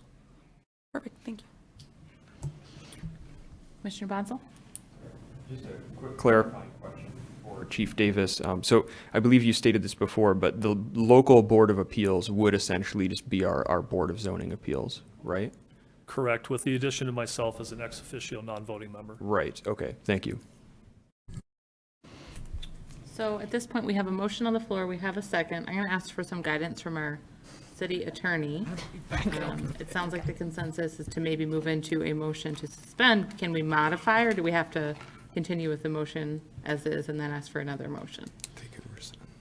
Because you are not really just amending the motion here, it's like a completely different thing, I would probably take a vote on it, and if it gets voted down, then have someone make that new motion. Okay. Pro Tem Mayor? Correct me if I'm wrong, though. Commissioner Stonehouse, who made the motion, Commissioner Hill seconded it. If either of them rescind it, then the motion would also fail, correct? Yes, actually, it probably would need to be Commissioner Stonehouse, but yes. Commissioner Stonehouse, any comment? I will do, Your Honor, whatever I need to do. You want to rescind your... Motion's on the floor. I presume we have to vote on that? It sounds like city attorney has confirmed that if you would like to rescind your motion. I will rescind my motion, Your Honor. Okay, let the record reflect. And now, at this point, do we have anyone else who would like to make a motion as we've discussed? Commissioner Hill. City attorney can correct me, but I would, recommend that we table this motion until, and the city, and direct city staff to provide further information on the state versus complete ordinances. Do we need any more specifics for our city manager? Or is that, will that suffice? I can, I want to say that we need more direction, only because the state code, regardless of what we adopt, will always take precedence. So what we adopt can be there as full. So if you're asking us to go through and strike through whatever the state code would then cover, that's going to be a very laborious task. Just so we're aware, when the state code will already supersede that. May I paraphrase for understanding? I think the ask is to explain what the benefits would be for the national versus the state. Yes. Why this or why that, or why not? Yeah. Is that? I think we can do something with that. And I'm assuming that we're looking for this in writing? Yes. I don't know that we need to have a work session. I think some information, and then we can come back to the table, right? That sounds. Just making sure. I'm sorry, I know it's a lot for. Yeah, no. Poor city clerk over there is trying to glean what he can from that. Okay, so we have a motion. Do we have a second? I'm just wondering if we could find a simpler clarification to the motion. I don't know if there's a recommendation for rewording. So I move that we table the discussion and direct city staff to provide information on what the impact would be of adopting the entire policies of NFP as proposed versus adopting the redacted version, understanding, because it's truly not clear to me what the differences are. I don't understand. So, and I'm really trying. So, apparently, but we hear from the public that it's impacting someone. So there's an impact to something. So what is that impact and what is that difference? And then we can understand what we're voting on. I'm just going to put it in plain English now. Yeah, but that's yeah. Yeah, there's sounds like yeah. Go ahead. For 10 minutes. If it's all right, I can please. attempt a motion here. Wait, we have one on the floor. I guess there's a second. Friendly amendment. Friendly amendment. Friendly amendment. We need a second. Would you like to be a second? Well, no, if there's no second, No. the motion's technically not. Yeah, that's why I was going to just make the motion. Yeah. Suzanne, help. If there's no second, the motion dies. Yeah. Okay, do we have a second on Commissioner Hill's motion? Pro Tem Mayor. Are you asking for a second motion? I was asking for a second. I don't want. Yeah. Commissioner Stonehouse. I will second your. Thank you. Commissioner Hill, discussion. I hear that may the record reflect that the staff has asked for more direction, and the direction that I am seeking from the staff is to understand the impact of the proposal that was made, and then in light of the concerns that were raised in the public hearing. Commissioner, yes. Commissioner Stonehouse, any I discussion? think that covers it, Your Honor. Any additional discussion? Commissioner, Pro Tem Mayor. Would staff appreciate it if we put some sort of date on that motion as far as when to bring it back? No. Okay. I think she would have made that clear when I asked her. My only discussion is obviously in writing, but I feel like some kind of a visual comparison, even just a one-pager, would be what I would find helpful. But do with that what you will. All right. Let's go ahead and take a vote on the motion on the floor. Will this require a roll call vote? I don't think so. All in favor, please say yes. Yes. Yes. All opposed? Motion passes 7-0. Smoke that one. Thanks for helping us get through that. Where's your definition of Okay, item number 7, Michigan Land and Water Conservation Grant Application. This will require a roll call vote. This is another public hearing. Members of the public wishing to speak, the public hearing is now open. You've got 3 minutes to speak. Name and physical address, please. Going once. Going twice. Public hearing is now closed. Commissioners, we have a motion on this item.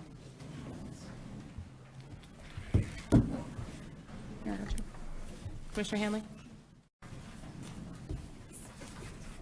I recommend that following the public hearing, or that we approve the resolution authorizing the Michigan Land and Water Conservation Grant application to install the Tourist Park Day Use Access Road and associated parking, and authorize the mayor and city clerk to sign the resolution. Do we have a second? Commissioner Bonsall? I'll second that motion, Your Honor. Commissioner Hanley, in a discussion? Commissioner Bonsall? This is a positive step. I remember us discussing when I was on the Parks and Rec Board several years ago. So I'm excited to see that we found a grant that will allow us to do that. Any other commissioners?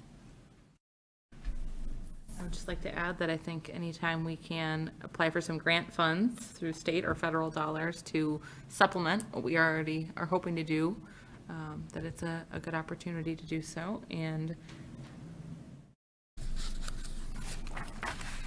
this is the one on Tourist Park, right? I'm not getting these mixed up. So I think this is going to provide a lot of additional access and ability for folks to use it, during the day, not necessarily staying overnight. So all good things. Let's go ahead and take a vote. City Clerk, could you please conduct our roll call vote? Thank you, Mayor. Commissioner Bonsall? Yes. Commissioner Davis? Yes. Commissioner Hanley? Yes. Commissioner Hill? Yes.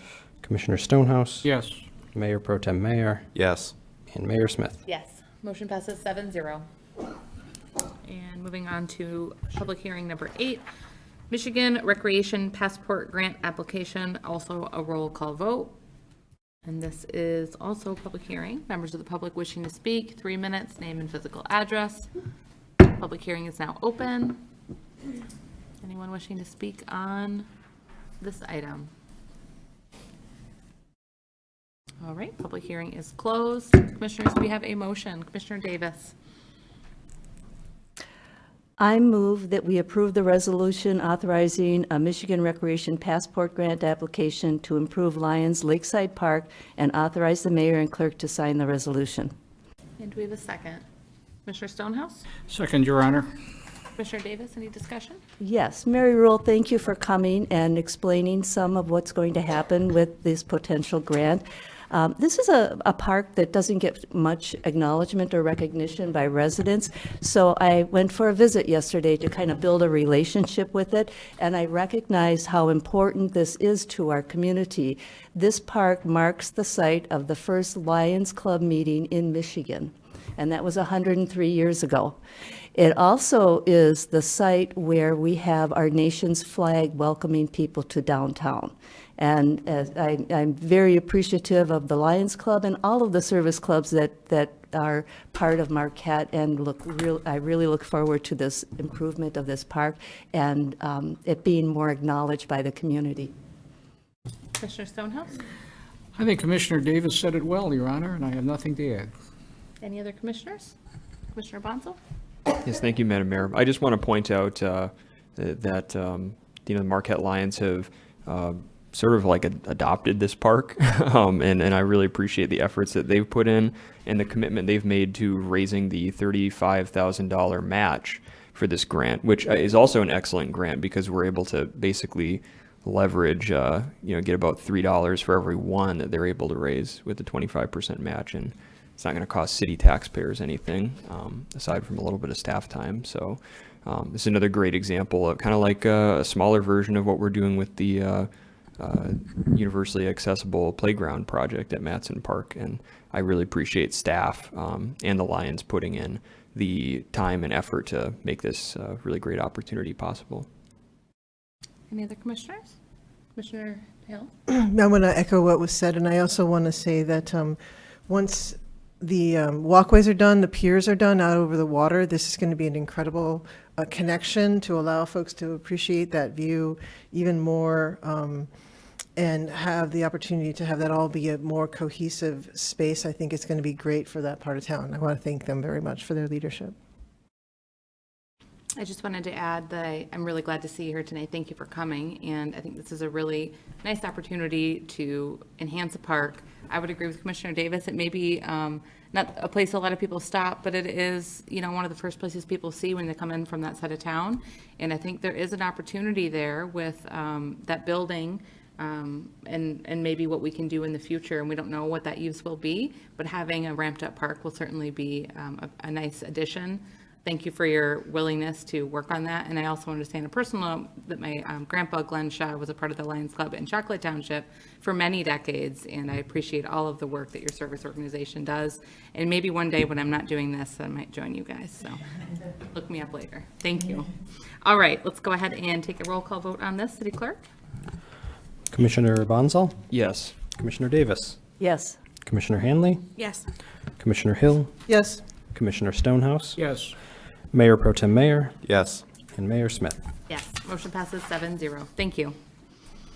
Okay, now, believe it or not, almost 8 o'clock, we're made it to consent. Usually that's within the first 20 minutes or so. Okay, this will require a roll call vote due to item 9D. Commissioners, do we have a motion on consent? Commissioner Bonzo. Thank you, Madam Mayor. I move that we approve the consent agenda as presented. And do we have a second? Pro Tem Mayor? Second, Your Honor. Any discussion? And City Clerk, roll call, please. Commissioner Bonzal? Yes. Commissioner Davis? Yes. Commissioner Hanley? Yes. Commissioner Hill? Yes. Commissioner Stonehouse? Yes. Mayor Pro Tem Mayor? Yes. And Mayor Smith? Yes, motion passes 7-0. And on to new business, our one item, as we moved item 11 up to presentations, in case anyone missed that. We just have number 10 here, and we had a correction on this item. It's contract amendment number 4 for BP 17-11, solid waste collection services, curbside residential. City Clerk, background, please. Thank you, Mayor. At the September 25th, 2017 regular meeting of the City Commission, the Commission approved a 7-year contract with Waste Management of Marquette, Michigan for the collection of curbside garbage and recycling. The fourth amendment is being proposed as a solution to supply chain issues where waste management is unable to secure custom bags on a consistent and reliable basis. The proposed change would allow residents to purchase a garbage bag of their choice and affix a garbage sticker to the bag. The size and weight limits remain in effect. The cost of the garbage sticker will be $1.35 and replace the current resident cost of $1.50 per green bag supplied by Waste Management. The garbage sticker price will be effective April 1st, 2022 through September 30th, 2024. The green bags may be used until the supply has been exhausted. Fiscal effect.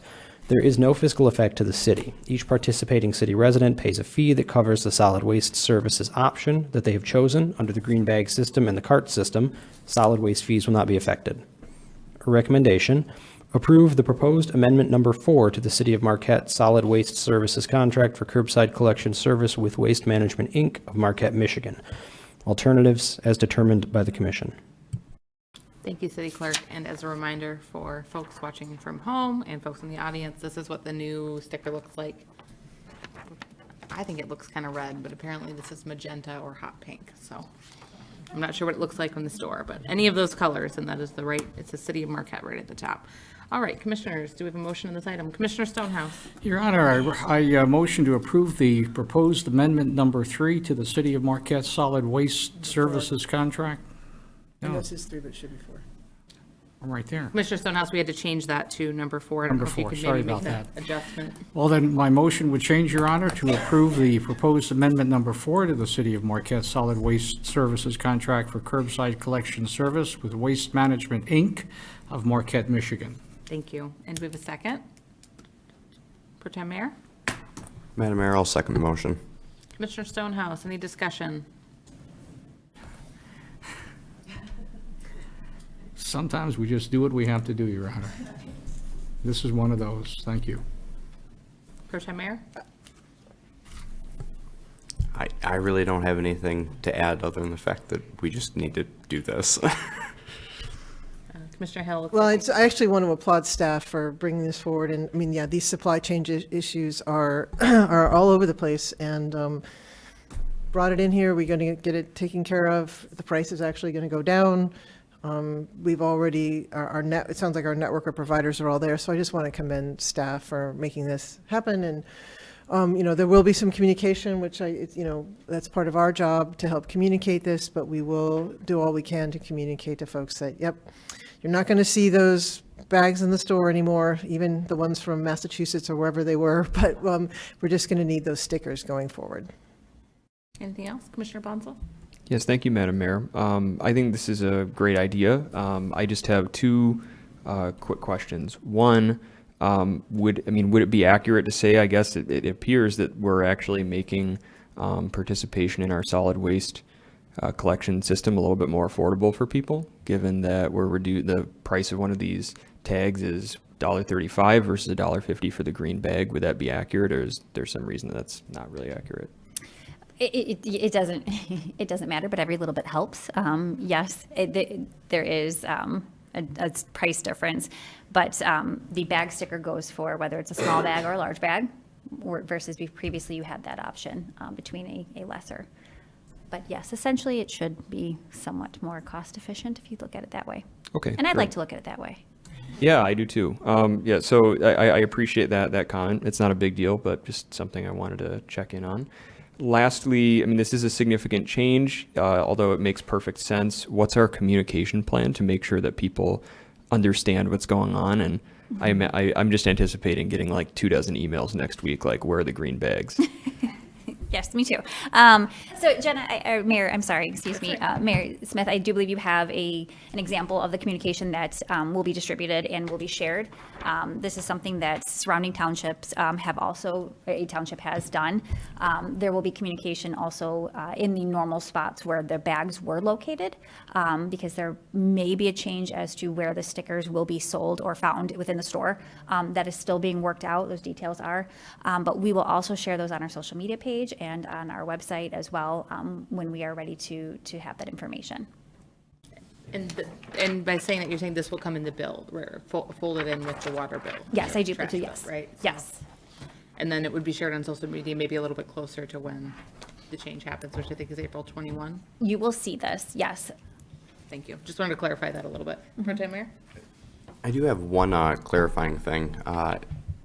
For residents that still have like an abundance of their current bags, are they still able to use those? Yes, so you can use those until you no longer have any supply. Okay, thank you. All right, any other discussion? All right, let's go ahead and take a vote. All in favor, please say yes. Yes. Yes. All opposed? Motion passes 7-0. That brings us to our last public comment session of the evening. Comments may not exceed 3 minutes per person. Please state your name and physical address.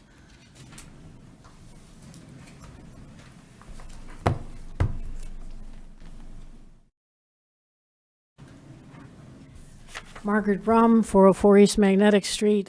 I have to reorient myself to where I am after that interesting discussion about fire codes. At what point in time I could not tell if we were talking about the inside, the outside of the building, or the fire hydrant. So I am glad that you postponed it because it needs more discussion. Why I'm here to talk tonight is springtime is upon us, and I have been approached by several members of the community asking the number one question on the minds of everybody in Marquette is, will we still be recycling cigarette butts this year? And the answer is yes.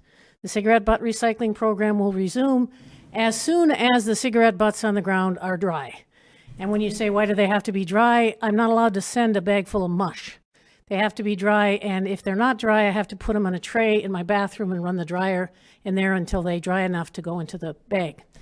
I've also had several helpful suggestions from members of the public seeing messes on different parts of the city and asking me to attend to them, and specifically the Pizza Hut situation where the owners seem to have disappeared and left a debris pattern there. I looked at the debris pattern, and there's a couple things I wanted to share with people. It's not just cigarette butts. It's just basically a garbage pit. And because it's not cigarette butts, it doesn't lend itself to recycling. And second of all, I had to make an executive decision on this. Will I clean up somebody's private property? And the answer is, of course I'll clean up your private property to get cigarette butts as soon as you pay me. The reason for the cigarette butt recycling program, as I shared with the city manager, was to keep the cigarette butts out of the lake. So I am happy to patrol the parking lots and places where people are next to the lake and pick up cigarette butts. But I'm not to be used in lieu of your own personnel cleaning up your own messes. If you want me, I will be happy to. I have the brooms, I have the dustpans, fresh air is always good. But I am not to be abused in this situation as somebody you can simply call upon and, oh, she's happy to do it. And this kind of came to my attention when the Superior Watershed Partnership reached out to me this year and said they needed a tally of the hours I worked last year because apparently for grants in kind, volunteer hours count in terms of money.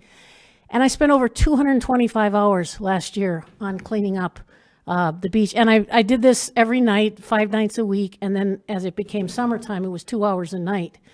And I'm not saying that to say it's too much. I'm just saying it's too much to do for free. And so you can have me for cigarette butt recycling in the public areas. No problem. I'll be happy to. But if you have a business or you're concerned about a business and you want it cleaned up, give me a call and I'll tell you how much it'll cost. And trust me when I tell you it'll be cleaned up. But I'm not working for free for private businesses. Thank you very much. Bye. Anyone else for public comment? Anyone else? Seeing no further public comment is now closed. All right, we are moving into comments from the commission. We'll start things off with Pro Tem Mayor and go down the line. All right.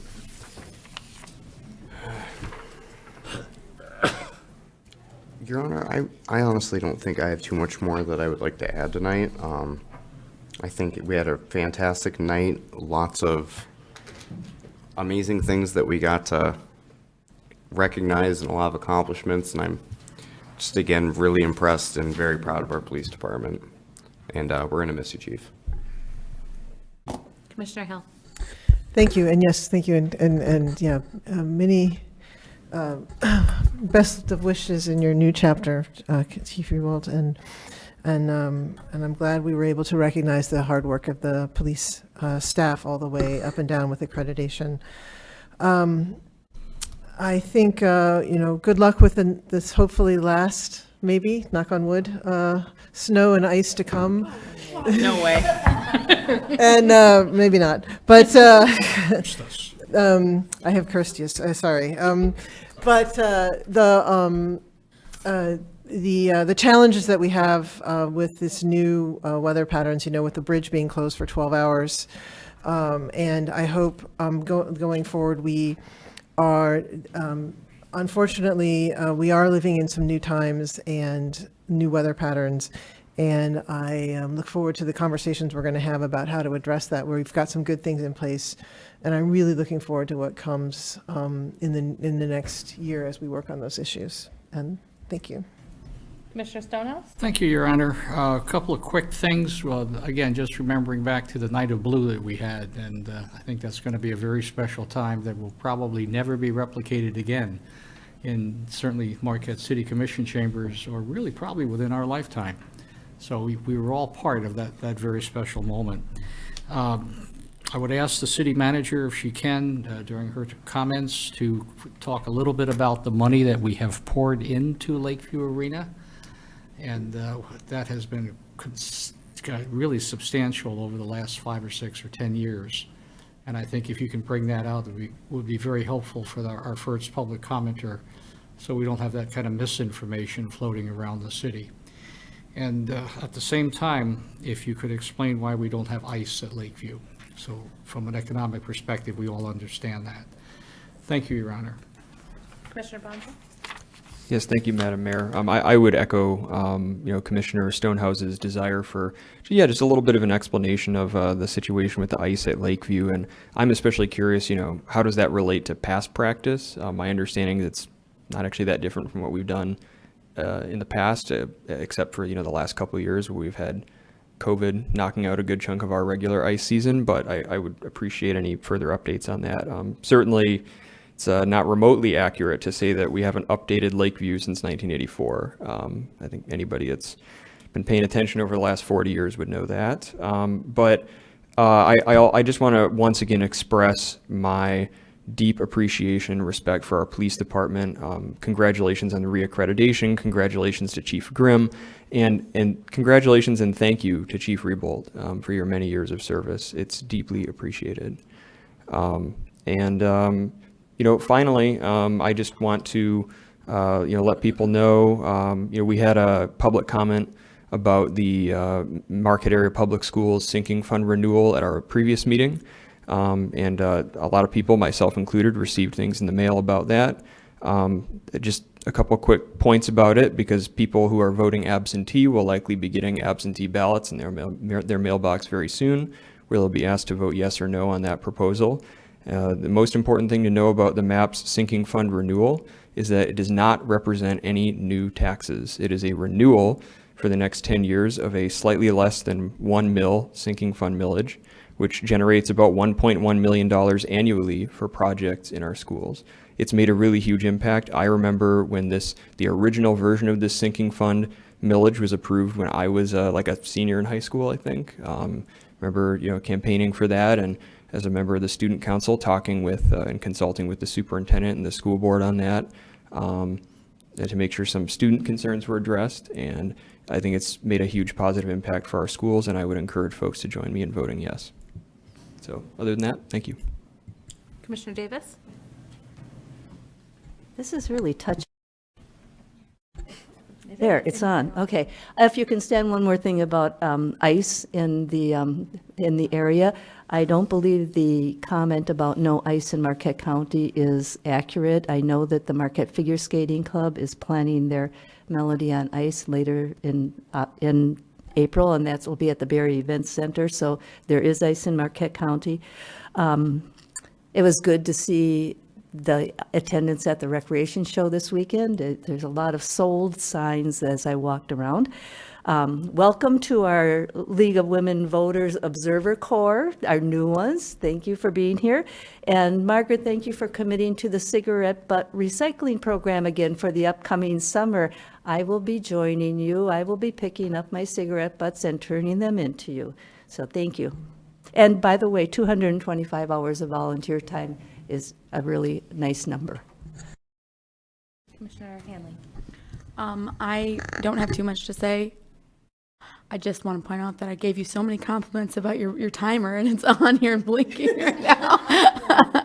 It's killing me. Thanks, Blake. One last time. But no, I think today was a great meeting with a lot of informative stuff. I do agree that it was great that we dug so deep into it. I know Ian did a lot of work on that fire code stuff, and I'm very impressed with what he did. But I do appreciate that the commission took the time to really know what we were putting in before we took a further step. So I will say that I appreciated that part of our discussion. With everything else, I think today was a great meeting. I think tonight was a good reflection on a lot of the good work we do at the city, right? Getting to highlight the police department and all of the efforts, past, present, and future. Congratulations on your retirement. I know you have a lot to be proud of. But also looking at some of the nitty-gritty of what we have to do. And sometimes, we can firmly and confidently vote something, and sometimes we need some more time, and it is what it is, and I appreciate that we're engaged and we're thoughtful, and we want to understand what we are doing so that we can explain it to the public, to our business owners, and I think that we are, truly better together as a commission and together with city staff to, keep things moving forward. So we'll continue to tackle issues as they come. I know we've got some, big development projects coming up that we're going to be reviewing through multiple processes, over the spring and into the summer. I know we'll have construction projects probably coming in for bid soon, so we'll be looking at those. And then we'll get to start to see our lovely construction season, and I really mean that. I know it's hard when you have to deal with road closures or, occasional sidewalk closures, but it's all in the effort to get things in and built during our pretty short summer season so that we can continue the development of our beautiful city and all the goals that we're trying to strive for. So I see a lot of positive tonight, and I appreciate all of you and the work we do with the conversations we have to get us there. All right, City Manager, you're up. All right, where do I start? No. So to address the questions and the comments regarding Lakeview Arena, so we have put quite a bit of money and invested quite a bit of money in Lakeview, even recently, between the JCI program, a project, and Hockeyville. I do believe it's close to 5.7 million. Is that right? And that includes, upgrades to compressors, cooling towers, cooling pumps, lobby floor, LED lighting. Things go on and on with that project. So we have invested in Lakeview, and I think that is an important point to make, because that is investing in our hockey community. So, recent events have changed, the use of Lakeview. We don't do concerts anymore, which was a really big use for Lakeview, alternative to ice, right? So those aren't, used. And then also there have been recent upgrades in nearby facilities within our community that have now taken some of those other events that we depended on and is now a more viable option to be much larger. So we don't have that revenue coming in as well. So yes, there are some things that we are exploring, and we're looking at more of a long-term solution for this ultimate, revenue, I wouldn't say issue, but issue with Lakeview Arena. And any change that we make now will impact what we do in the long term. We want to be very thoughtful and very responsible financially and fiscally when we make those kinds of decisions or those proposals. So that leads me into the extended ice season.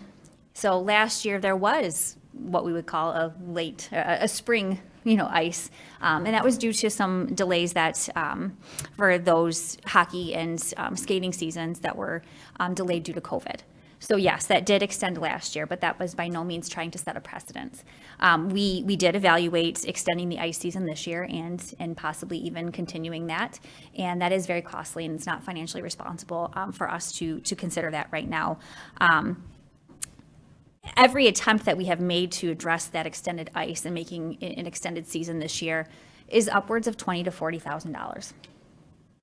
That isn't necessarily something a community organization or a community skating team or hockey team can really afford for a couple more weeks of ice. Also, we come into some of these challenges with climate. It costs a lot, and it does put a lot more stress on our compressors when it's a warmer spring. If it's an early spring, we don't know. Mother Nature has her own agenda, right?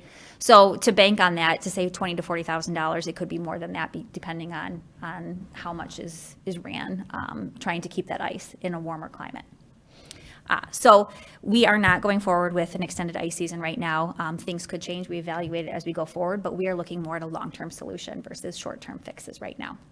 And we would love to be a partner in anything going forward, but we have to do what's financially responsible. So that is ice. I do want to talk just really briefly about the changes with the bag tags and bag stickers. I know that Mayor Smith had shown us the information page that will be going out. Just a couple of points I want to hit on is you can use a bag of your choice. However, it cannot be more than 35 gallons, and it cannot exceed that weight limit. That weight limit at 30 pounds is still there. That is a safety issue for waste management, and it's a requirement. So you will still get those red stickers if you do exceed that weight. The tag will be on the front of the bag facing outward so that waste management can see it from the street. So it will be bright pink. That's why we did choose that, or that's why they did choose that, so that you can see it. You will still have these available at all of the stores that the bags are currently available at. They will not overlap with another community, so you will only find City of Marquette stickers in those stores. You will also find them on sheets of, I believe there's sheets of 10 stickers, 2 sheets of 5, so I'm sorry, 5 stickers on 1 sheet, and $1.35 per sticker, so that will be $13.50 for those packs of 10. And I did mention that they may be on those same shelves of those as the bags. However, they may also be at the front cash registers or front counters. We are trying to work that out still, but that information will be finalized before any public information is sent out. And lastly, I know, Blake, I had, Chief Reappolt, I have talked to you already or presented a certificate of appreciation. However, I did want to mention that in our search for our next chief, we did interview multiple internal candidates. All were highly qualified. But what was interesting was each one of them, all from the same department, by the way, gave a different perspective of our police department, a very professional perspective, all different. And it really actually was impressive, and I'm so proud because, Chief Reappolt has been a leader in that department and has been able to kind of formulate their, individual careers, and we're a part of that, and they all have different experiences, all wonderful experiences. I didn't think that was possible. So it really does speak volumes of your contribution to this department, and while you may be leaving and retiring, you're still impacting the future of this department. And I'm incredibly excited to work with Ryan Grimm. It was definitely a great decision, and everybody who interviewed for this that position has a part in this department and an important role in this department. And I am incredibly proud of each and every one of them that applied, and I'm very excited to work with Ryan. And I'm very excited to celebrate your retirement too. So thank you. Thank you again.